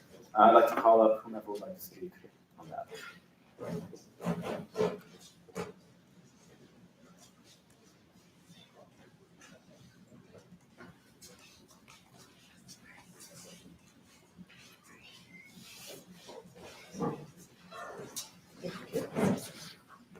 Yeah, I had a mic at my table, so I could have just grabbed that, but I wanted to make the extra long one. Hello, everyone. My name is Rita Sinde. I'm the Social Issues Commission internal. A little bit about our commission. For those of you who do not know, the Social Issues Commission serves as a central hub for students who would like to engage in equity work or students who need equity support. Underneath the commission, for the first time ever, there's 2 separate commissioners. There's the external, which is Khadija Farouk, who's seated over there, and there's the internal, which is me. This year, when we adopted our position, when we got into our position, there was a lot about menstrual equity Unfortunately, there wasn't a structured program, and that's something we've gone to work on for the past couple months. So more about our initiative. Our initiative hopes to get $1.10 out of students with the optional fee, and the goal behind that is to tackle mental equity issues in 2 different ways. So one of them is through accessibility. What does accessibility mean with this project? Accessibility means allowing all students who require it, so female identifying students and those who might need it, the opportunity to access menstrual products on campus. So in the past, we ran a program which allows students during the winter months to pick up a care package. Included in that care package were items that were needed to have a successful menstrual period. Another thing is education. So there's a big stigma around menstrual equity or just menstruation in general. And so a big part of this is to be able to use some of these funds to pursue education. And the thing is, a lot of clubs have embarked on this journey already. And what the SIG hopes to do going forward is to collaborate, something that's been instilled in us through the VPUA is collaboration. So we're hoping to work with these clubs already working on the education component of this piece to continue to push for that education. And basically, if you were able to get this fee, we would make sure that menstruation is not a factor as to why a student will not be able to attend classes. It's not a factor as to why a student will not be comfortable on campus. We have a bunch of central buildings that there might be products already available in, but what we're hoping to do as well is to update the machines in these buildings so that they're new, and they also take into account things like, I don't even know how to say this, but they also take into account things that are unsanitary in washrooms when it comes to menstruation. But that's the gist of our fee here. Great, thank you. And of course, Rector, compliment, please. Thank you. I'm not sure my question is actually relevant because this is kind of just part of the AMS. And I think you guys will probably be around in 5 years. Can I slightly change my question perhaps? Yeah. Yeah. Is that all right? Okay, question just about how, like, as I understand, the Social Issues Commission works within the structure of the AMS, and we already pay AMS student fees. So I'm just wondering if you can kind of talk a little bit about why, or if you've thought about going into that kind of central operating budget, why this is a very important thing, of course, but, you know, is this the place to try to find that money when you already take X amount of student dollars each year? Just wondering about that. Honestly, if I was in the audience, I would ask myself the same question. Unfortunately, we do not have an operating budget that's as deep as a well. We have caps as to how much money we can spend. As mentioned at the beginning, the SIC is the only commission that has 2 senior managers. So already personnel takes up a huge amount of our budget. If you guys paid attention to any of the previous assembly reports, we have increased the amount of people that work for the SIC. So we now have more paid positions, which is a wonderful thing because we are not paying students for their work. Equity deserving students typically occupy equity spaces when it comes to jobs, and we typically are underpaid and underrepresented. Another thing is, within that budget or within the working budget that we have, there's a bunch of initiatives that the SIC runs every year that cost money. Are the committees, which will now be swapping over to kind of a paid lead role, that also costs us funds. So the thing is, a big part of why we push for the establishment of this fee is not necessarily just because we need money, it's because we need this to be sustainable. This is not an issue that deserves to be passed around different portfolios. It is not one that needs to be on the university for them to give us funds for, because we have reached out to the university. The second we got into office in May, transparency, we've been reaching out to the university, and we haven't really heard a word. And so as we slowly prepare to leave our positions, we want to make sure that whoever is coming into the roles of the VPUA, who will oversee this, and the SIG commission, who will also be working with this, they know that for the time being, they will always have a fund accessible. Because as you just mentioned, the MS is always going to be around, and so that means there's always going to be students paying opt-out fees. And so that means that when it comes to this project, there's always going to be money that deals with menstrual equity. Because as you mentioned, it's a huge issue, and one that shouldn't be left in limbo. Thank you. And I won't ask you to ask yourself the question. How is this relevant to Queen students? You guys, I mean, if you know anyone who's female identifying or uses these products, having one right there in the washrooms, it's gonna be really important. And also being able to pick up care packages. Who doesn't want free access to it? It costs money, for those of you who don't know, it's really expensive. But yeah. Thank you. Okay, yeah, that's actually perfect. So, with that being said, we can return to the Okay, with that being said, I'd like to ask now, do you agree to the establishment of a $1.10 fee to support the Social Issues Commission Menstrual Equity Fund? All in favor, please raise your hand. Okay, anyone against? Anyone abstaining? Perfect. Okay, so that motion passes. Congratulations. Before we move on to the next motion, I do have to note a discrepancy in the agenda. Motion 7 was originally circulated as a fee for the Queen's Journal, but they will not be validating this fee today. So we will be progressing just to motion 8, which is, click this, sorry, Student Life Center. So representative from there, please.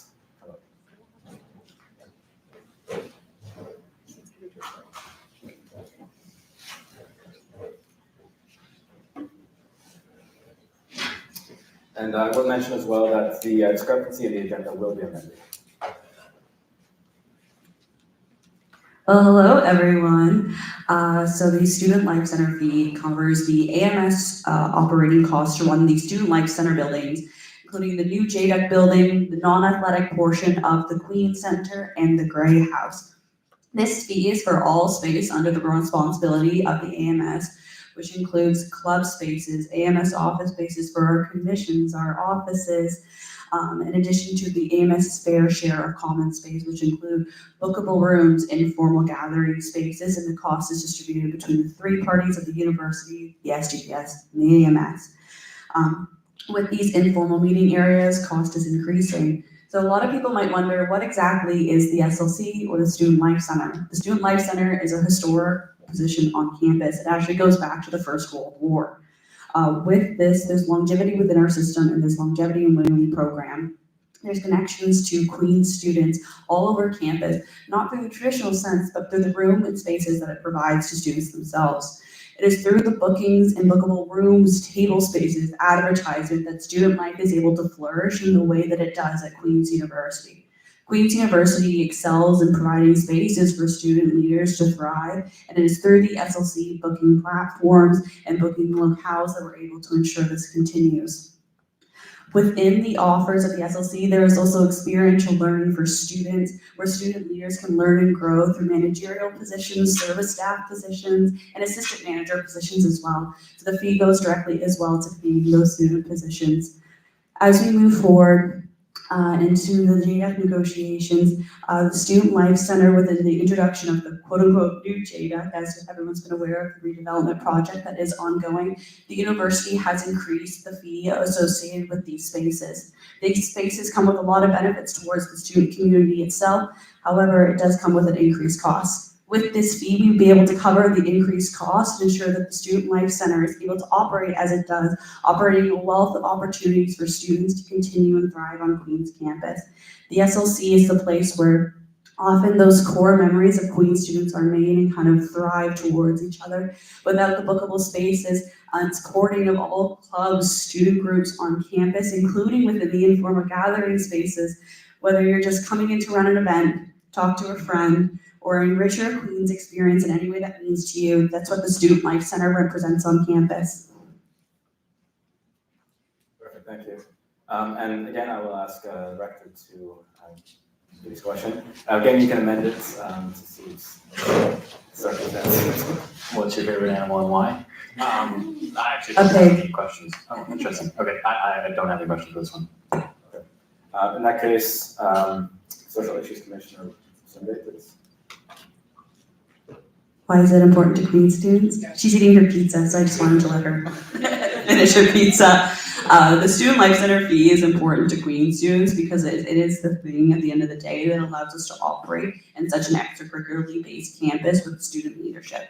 The Student Life Center is the place where events are held, where memories are made. It's the place where you go on campus and you're quickly eating your food before running to the next hall. It's where the places where you'll meet those friends that truly make your university experience as special as it is, and it's the way that advocacy can be made on campus. I can't think of how many times I've walked through the Queen Center, seen a table, talked to someone, learned, grew, and enriched my experience as a whole. It is through this combination of providing these opportunities while also branching out within the student community that we're able to enrich the Queen's experience and make it to be what you signed up for when you came here.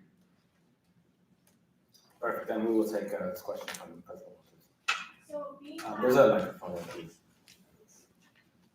So being that the SLC already charges students to use many of the rooms and the table spaces, I'm asking why it's not enough money with the $38 that's already allocated per student, as well as now the fee you're charging students for table space, because I've noticed those are like two different like revenue streams that you're getting. I'm just asking why you want to increase it by almost $6, because that is also a pretty big jump. Absolutely. And I think the most transparent communication of why we want to increase it is because the university is charging us more. Within these spaces itself, the university sets out a price, and essentially the model is presented towards us. And while we're in negotiations, this is the price the university is presenting, and this is what the fair-ish amount will be. And of course, while the university is in constraints, this is the price that they're going to be charging towards these spaces. So student life and booking wishes to continue. The regular pricing is no longer going to match the new number and new kind of fees represented that the university is presenting towards the spaces. Yeah, we have time. Sure. So something I wanted to ask in response is have you tried and not negotiated, but thought of another kind of structure, because I believe that the price will keep going up, and are you going to keep raising all the student fees for all your services? I don't think that's a sustainable way to carry forward. I think right now with the budget cuts, we're seeing that when there's larger institutions and government structures that are shifting with the cost of inflation, students are being harmed, whether it's like the cost is being cut or an increase to price. So how is this sustainable?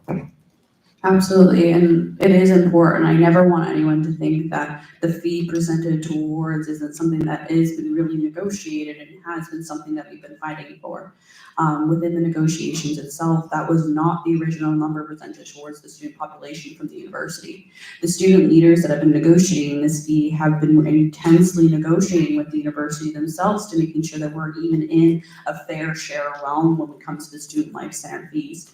The student life center fees also do directly go back to the student population to be ordered to fundraise, to order to share events. We have a sliding scale within our price range as well to make sure commercial entities are charged more than student groups on campus to offset some of our operating costs as well. In addition to that, the fees itself go back to the student population through employing students and making sure that it goes back into their pockets as well. The Student Life Center provides a variety of different working opportunities on campus, while also providing flexible opportunities for students to work, while also prioritizing schoolwork itself. The AMS within its kind of mandate makes sure that we plan around class schedules, make sure that we get time off for exams. And as a student myself who's worked my entire time throughout my Queen's University experience, I've never really had an employer that allows me to prioritize being a student in that manner. And so through the updating of the fee, it does actually go right back to the students as well. Thank you, and that's all the time we have for questions. Is it? Okay, if it's brief, then sure.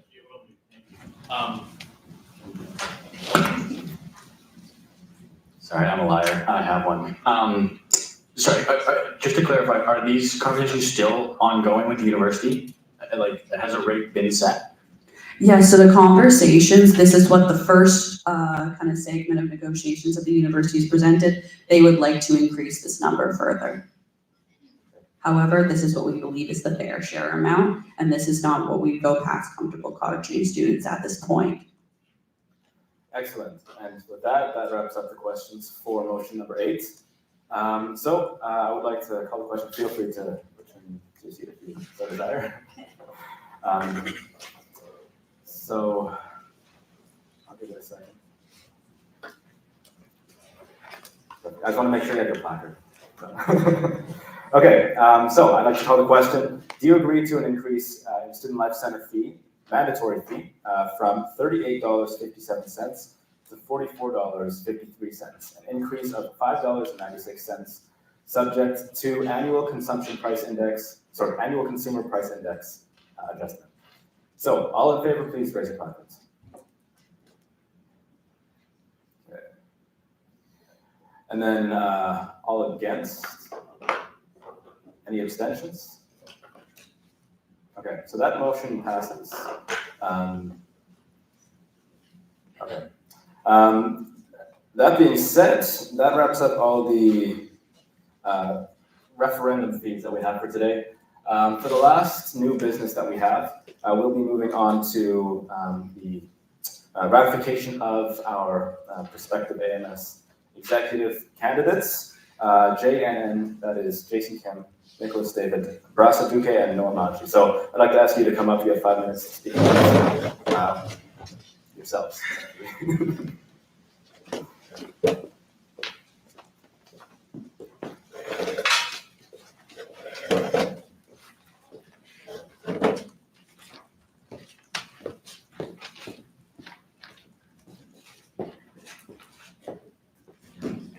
Hello, everyone. Firstly, thank you so much for joining us at today's assembly.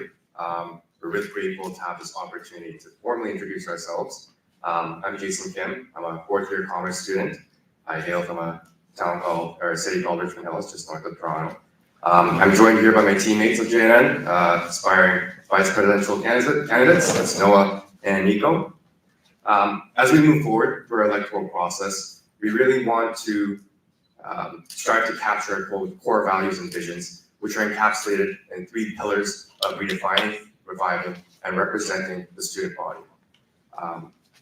Our team united in the same passion and goal of helping students prosper by hoping to redefine what AMS means to students by reviving student identity, pride, and reputation as Queen's Gales, and representing not only the interests of students, but of all governing bodies of Queens. And I'm sure the most burning question that many of you have at the moment is, why are we running? I'll start with a story of mine. Coming into Queens in 2020, peak COVID, I became quickly lost. And I found myself thinking, what does it mean to be a Queens student, especially at such a historically prestigious university? As my years progressed, I found myself hurdling many adversities. Many times I had to choose missing classes over picking up one of my shifts at one of my jobs out of 3 part-time jobs that I held consistently throughout most of my years in university. Eating 1 small snack a day as my form of nutrition became a pretty alarmingly regular routine. And as I come into my 4th year, I recognize that this voice, this suffering, resonates a lot with the students of Queen's University. And that's where I get my passion and my eagerness to run, or hope to run, to become a candidate for AMS.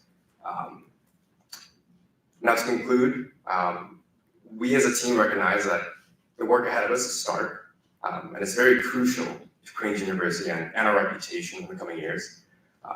But our priorities holistically come from the 3 pillars, and underneath that follows greater financial transparency, but more importantly, greater cohesion between the governing bodies. We desperately think that it's necessary for us to develop a more positive and cohesive working relationship with everyone and unite in the same passion that we have for student prosperity. But I'm not going to ramble on too long, so I'm going to pass it off to Noah. Yeah, hello everyone. So my name is Noah Mauji. I'm a 4th-year student in the Faculty of Arts and Science. I too hail from Richmond Hill, Ontario, which is the same town as Jason, so I've had the privilege of knowing him for many years on both a personal and working level. So I know we don't have too much time. I thought we'd have a bit more than 5 minutes, so I'll be as quick as I can. A bit of my background. My family actually comes from Uganda. They were expelled during the Indian expulsion of 1971. And my family had to rebuild their entire lives here in Canada, in a foreign country. And I'd argue they did pretty well for themselves, as within 1 generation, my grandparents, me as their grandchild, is attending Queen's University, which is the greatest blessing of my life. And one of the reasons it's been the greatest blessing of my life is because I received a superb education. And I've also met people who've changed my life, including my wonderful girlfriend who's sitting at the back of the room, and also all the extracurricular activities I've gotten myself involved in. So I really have a passion to run for the Vice President of University Affairs because I want every student to have this same experience that I've had. And I will do so by representing the diversity of university students and also by building relationships. Relationships are so fundamental to my philosophy and the way I view life. And I will build relationships with fellow students, staff, and also provincial actors in Queen's Park. I know VQA was mentioned, there's a lot of work ahead, and I hope I can work alongside you in that transitionary phase on that. So I'll pass it on to Nico, but I look forward to hearing your questions after this. Thank you. I'll make this brief.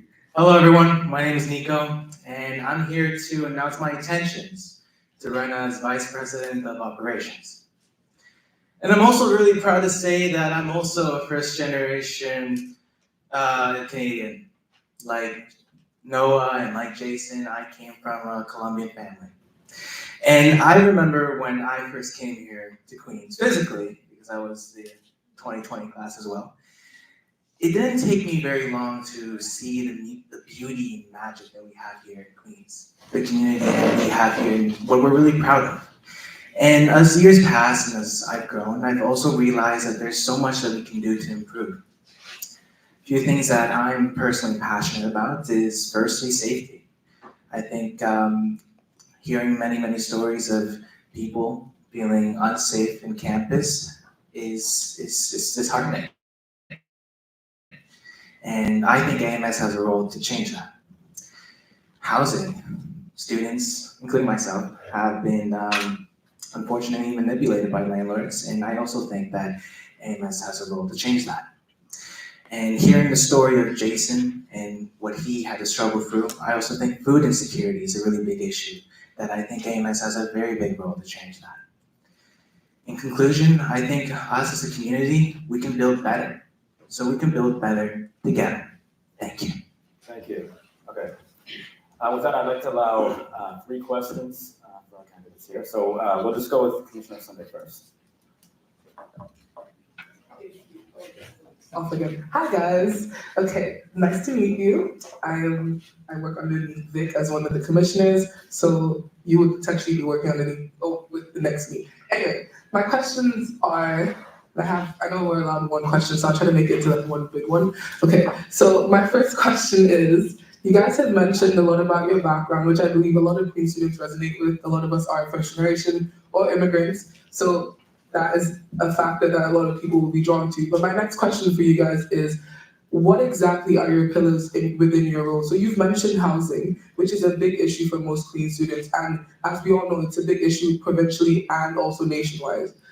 How do you plan on using the system that already exists within the AMS to tackle the issue of housing? So underneath Commissioner Hill, there is a lot that goes on with housing, a lot of lobbying as well, so that's a potential factor as well. You also mentioned safety. There are a couple offices, including risk services, that work directly with safety, and so that includes like the director of security, for instance. Was that something that you plan on implementing through your role as, I'm guessing you would be incoming VP Ops?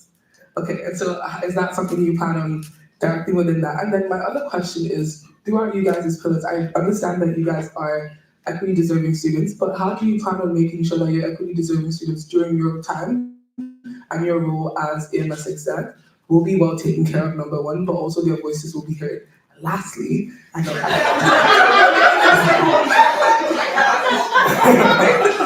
last question is around making sure that voices are equally heard. So I do understand that there will be times when things will come up that you don't necessarily personally agree with, and vice versa. How do you plan on managing that? Guys, I'm so sorry. Okay. Really quickly, you have 2 minutes to answer this. And maybe choose your top 2 of those. Okay, well, it was 2 minutes to ask the question, so yeah, 2 minutes, but I'll let you wrap up your last sort of idea, of course. Yeah, for sure. Thanks for the question. I think it's important to address those issues, all of them. To try and answer as holistically as possible, we recognize that everyone comes from a different background, everyone has different experiences, but our job as AMS exec is to be the unwavering voice of students, not ourselves. So focusing on that, I think it's important to listen to all the issues from all different various groups to try and tackle these issues. And Nico mentioned a lot of things like housing, safety, and whatnot. And those are important issues, and I do recognize that we have a lot of very good infrastructure in terms of helping students with that. What I think there is, however, is that there's a bit of a disconnection and dissonance between what students know and what students can know to look for, and what is actually available. So I'll let Nico kind of touch more upon that, I guess. Hi. Yeah, there's a lot to this. Oh, sorry. I think when we talk about housing, for example, I think one of the very big things I very much thought of when talking with people is not really knowing what exactly. Oh, we have 2 minutes. Oh my God. We not really knowing what exactly like are your rights as a renter, for example. And I think really kind of like, I think one of the first steps I really want to do is really like market, like what is it that you are? Like what is it, what rights you do have as a renter, what rights you do have as a student? Because like, for example, like many people don't know, and like, yeah, we have a wonderful off-campus housing advisor, Adam King. And one of the things he taught me was that, like, for example, we have, you don't, as long as you keep paying after your lease agreement, you could stay in your room. And everyone I've talked to, no one knew about that. So really just spreading more about your rights as a renter for me is really important. How much time do we have? Okay. Are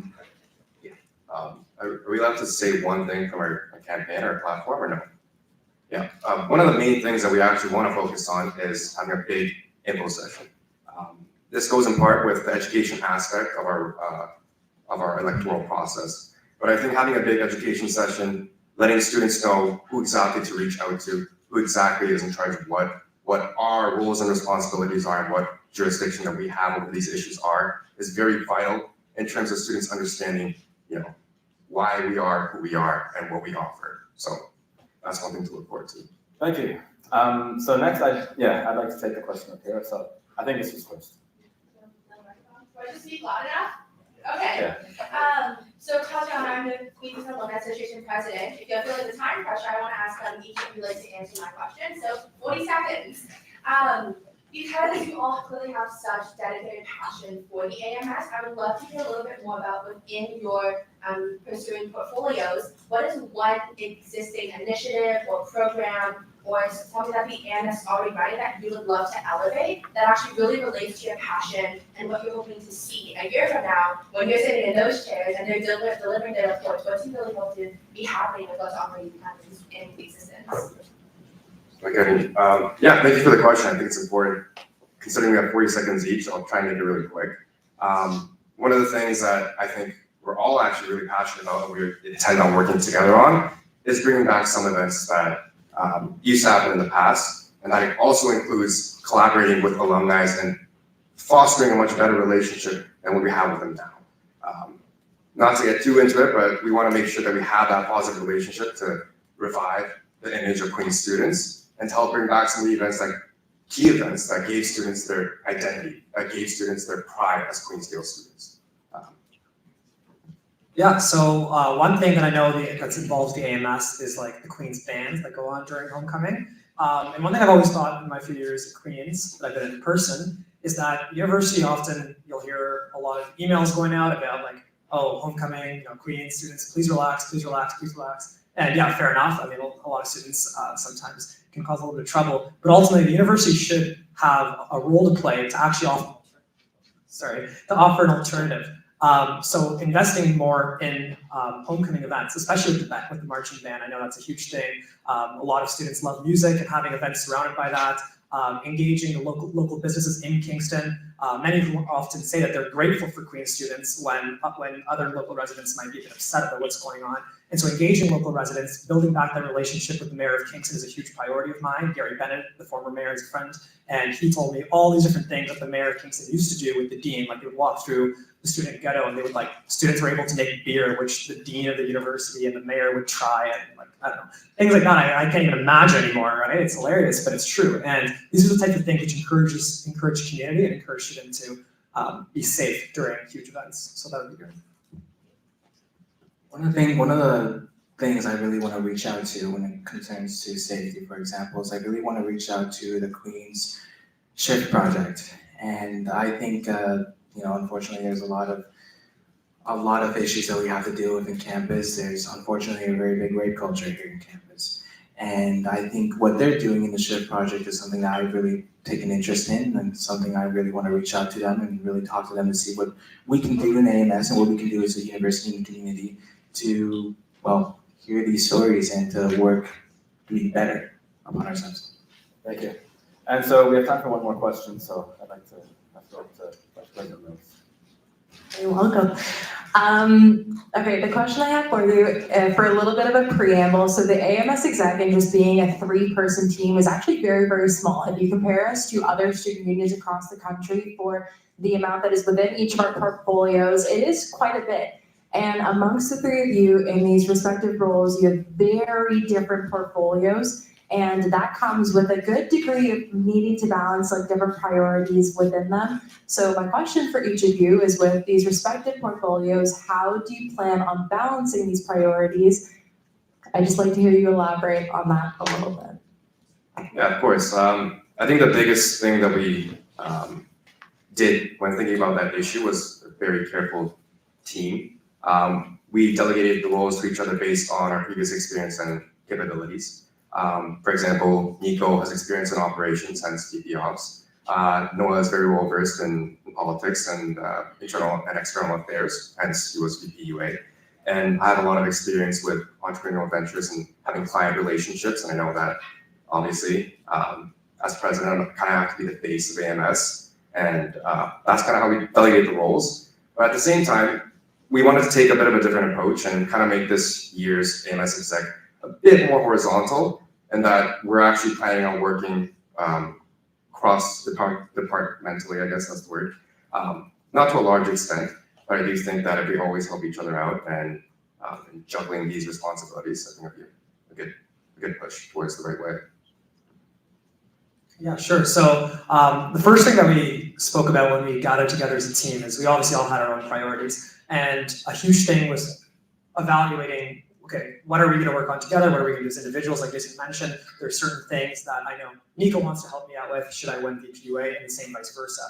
So a huge thing is going to be the communication within our team, building a brotherhood we've spoken a lot about, and evaluating. Like there are certain things that I'm extremely passionate about that I'm already excited to even thinking about it gets me going. And same with Nico, same with Jason. And so sharing that with each other and evaluating, okay, I have this passion I've been working on, maybe I've been working on this for many years, and asking my teammates to help me with that. And I think that we're all on the same page of working together and divvying up the tasks as required. We're all in this together. No, but seriously, I think we all are in this together, and I really think that, just to elaborate what they said, we all talk with one another, and we all made it clear that we're going to assist each other and help each other with everything. And I'm pretty confident that we'll be able to deal with the roles that we need to deal with, the things that we need to deal with, because we have each other to support and we have everyone else. So no, I'm not really concerned about the the amount of work. Just to touch upon that, I know us helping each other is all, good and dandy, but I know it's not gonna be that. It's much easier said than done, basically. Another thing to consider is that we delegate the roles based on our passions. I think, in my personal experience, the more passionate you are about something, much better you are at becoming organized, time efficient, and doing the job properly. Aside from that, we also understand the hiring process is quite a critical and fundamental aspect. And we're looking to kind of vamp up the hiring process and ensure that we have just as much, we have people that have just as much passion as us working alongside us. So yeah. Thank you. And that's all the time we have for questions today. So at this time, I'd like to ask you three to please read, and then we will take questions.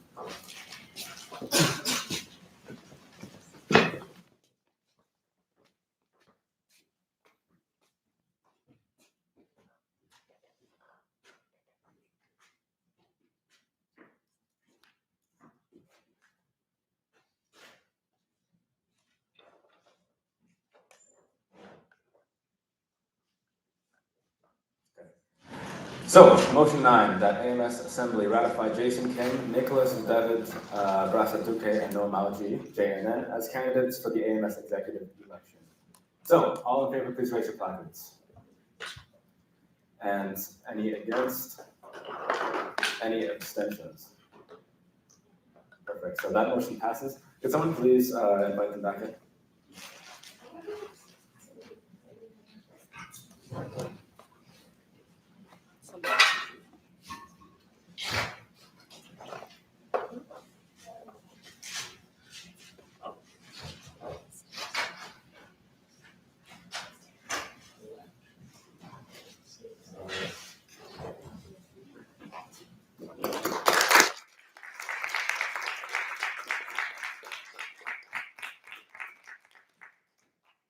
Congratulations, that motion passed.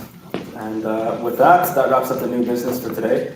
We will be moving on to the items that were scheduled for after the town hall, but we would like to take just a brief 4 or 5 minute recess, and then we'll move on there. So please feel free to grab some pizza, go to the bathroom, and do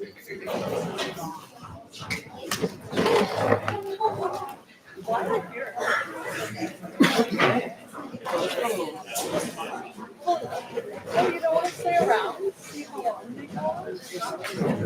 Oh, yeah, assembly is not recess. No. No. And my walker was turned off. It's an actual turn off.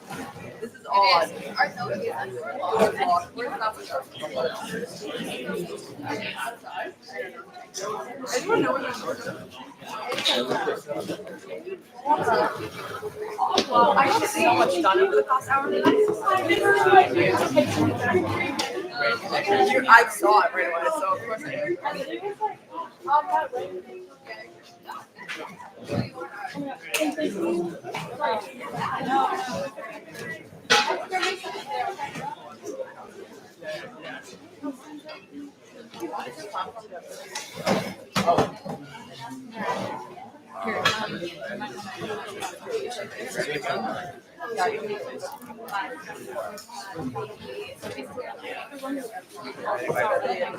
Okay, I just like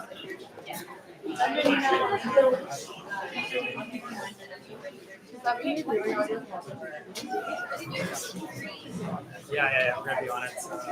Really short. Sorry, what was your name? Director of Recreation. Okay, pleasure to meet you.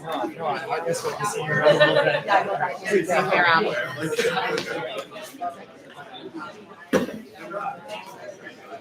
No, Calder, how much more business is left?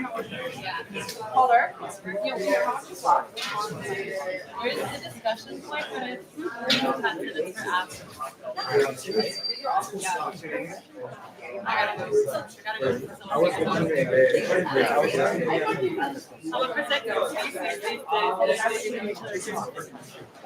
I'll email you. Am I? Nice to meet you, I'm Jason. We should have a chat soon. Learning so many things. I've been considering orientation.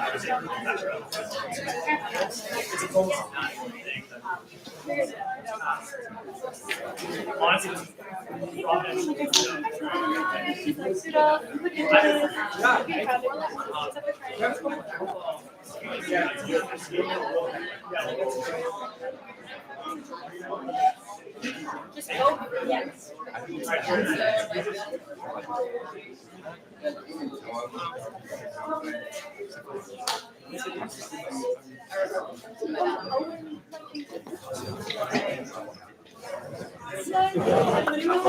Happy anniversary. Oh, happy anniversary! Sorry,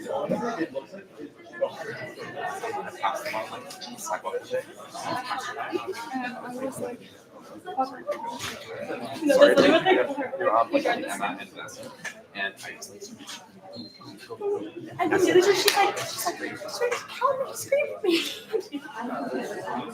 Yeah, it gives the biggest big vibes, like scares the shit out of me. I was in the program, staring at her, wait, she looks at me. I don't know if she has myopia or something. She has myopia. Everyone knows Papa. Well, I guess are you like great? She's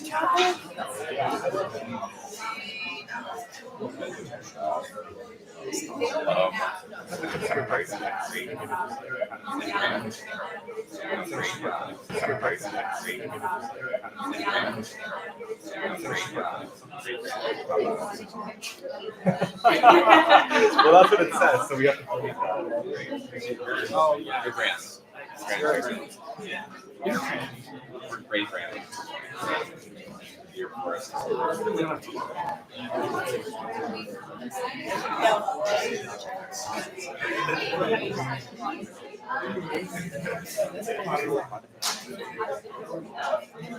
Why didn't you vote? Oh.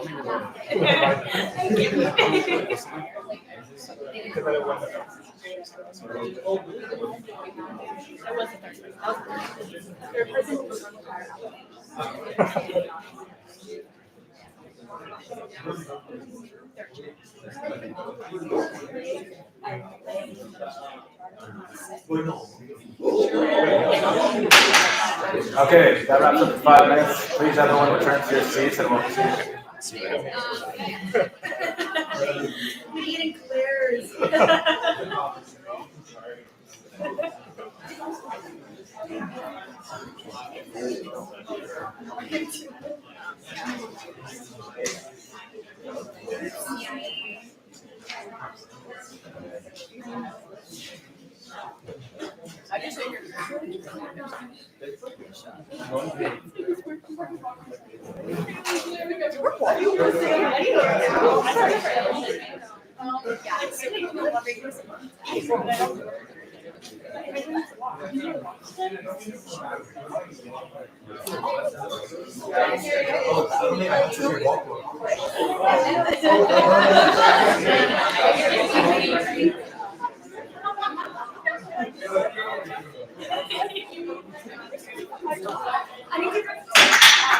Okay, so we're going to be beginning the meeting again, whether we sit or not.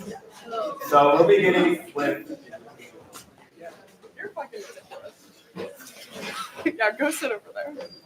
We will be beginning with statements by students. So this is open to anyone who's present, obviously. And you will have 5 minutes to make your statements. Yeah, so anyone have any statements they would like to share?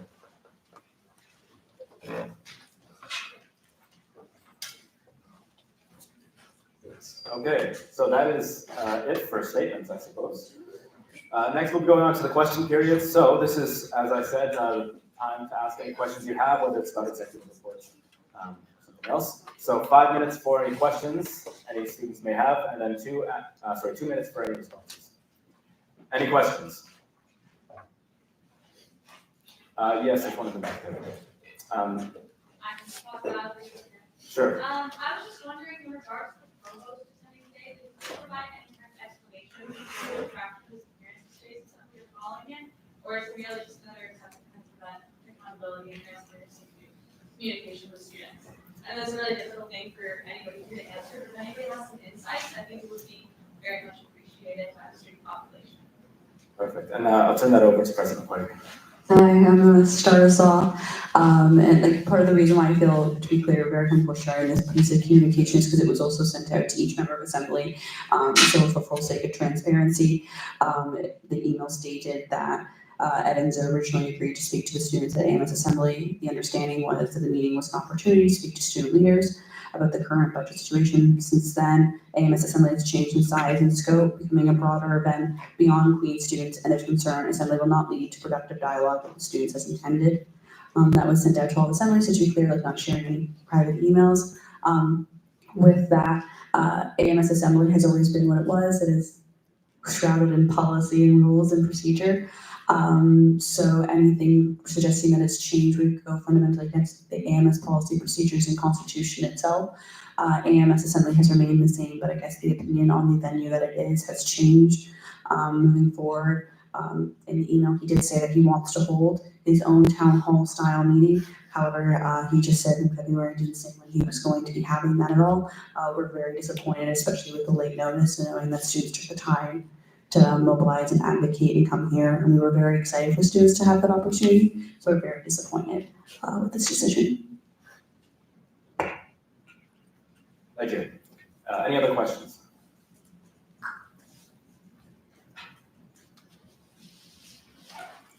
Okay. So we will be moving on to the last piece of, last item for today's agenda. This is the discussion period. There was only one item that was submitted for discussion, and this is directed towards the ASIS executives. So I ask one of you to respond to this. It reads as follows: to the ASIS executive team, why has ASIS not publicly acknowledged the scale of these budget cuts or actively lobbied Dean Crow to provide answers publicly to students publicly to students' questions about budget cuts and the fact that her office has not provided any transparency cuts to students or staff about them. And then furthermore, it will impact all of, I suppose I'll turn it over to you to answer that first part now. Answer them 3 separate questions? Yes. Okay. The first one, ASUS has publicly acknowledged the budget cuts. We released a statement before winter break. The second part of that question is, actively lobbying Dean Crow, to which I will also say that has happened. Unfortunately, these conversations don't take place on a public stage. They happen in our bi-weekly meetings that we have with the dean, as all ASUS executives have had throughout the entire course of the year. And for full transparency, we have urged her to release a statement saying, students really want to hear from you, Dean Crow. I know the provost has released some kind of messaging, but for arts and science students, Dean Crow is the person that they rely on for information. So we have made that suggestion and urged her to do so many times, but obviously she also has a communications team and her own opinions on things. We are also disappointed by the lack of transparency, but she has, I guess this is like answering the last question as well, but she has at this moment agreed to come to the next ASUS Assembly that will be taking place on February 14th from 5 to 7 p.m. So do we know she'll actually attend? No, but we have her word, and I am confident that she will attend and hold true to that, as she has in the past. I can go ahead and answer the second one as well. Again, I think there were some things happening in the background that none of us were privy to as to why she did not speak at the ASUS Assembly in January. It was disappointing, but we don't have the full picture, and we're not privy to that information either. She was present, but I think that may have been even more frustrating for students because she was there but unable to answer a lot of questions, and a lot of the questions that were aimed at the provost were actually in her jurisdiction, so it caused a lot of confusion. I think a lot of people's questions were kind of invalidated through that whole kind of confusion. So again, I'm hopeful that she will be there in February. I urge all of you to attend in arts and science, as I know there are some important questions. At that ASUS Assembly, the provost said that it is the role of student leaders to communicate what the senior administration is saying to students.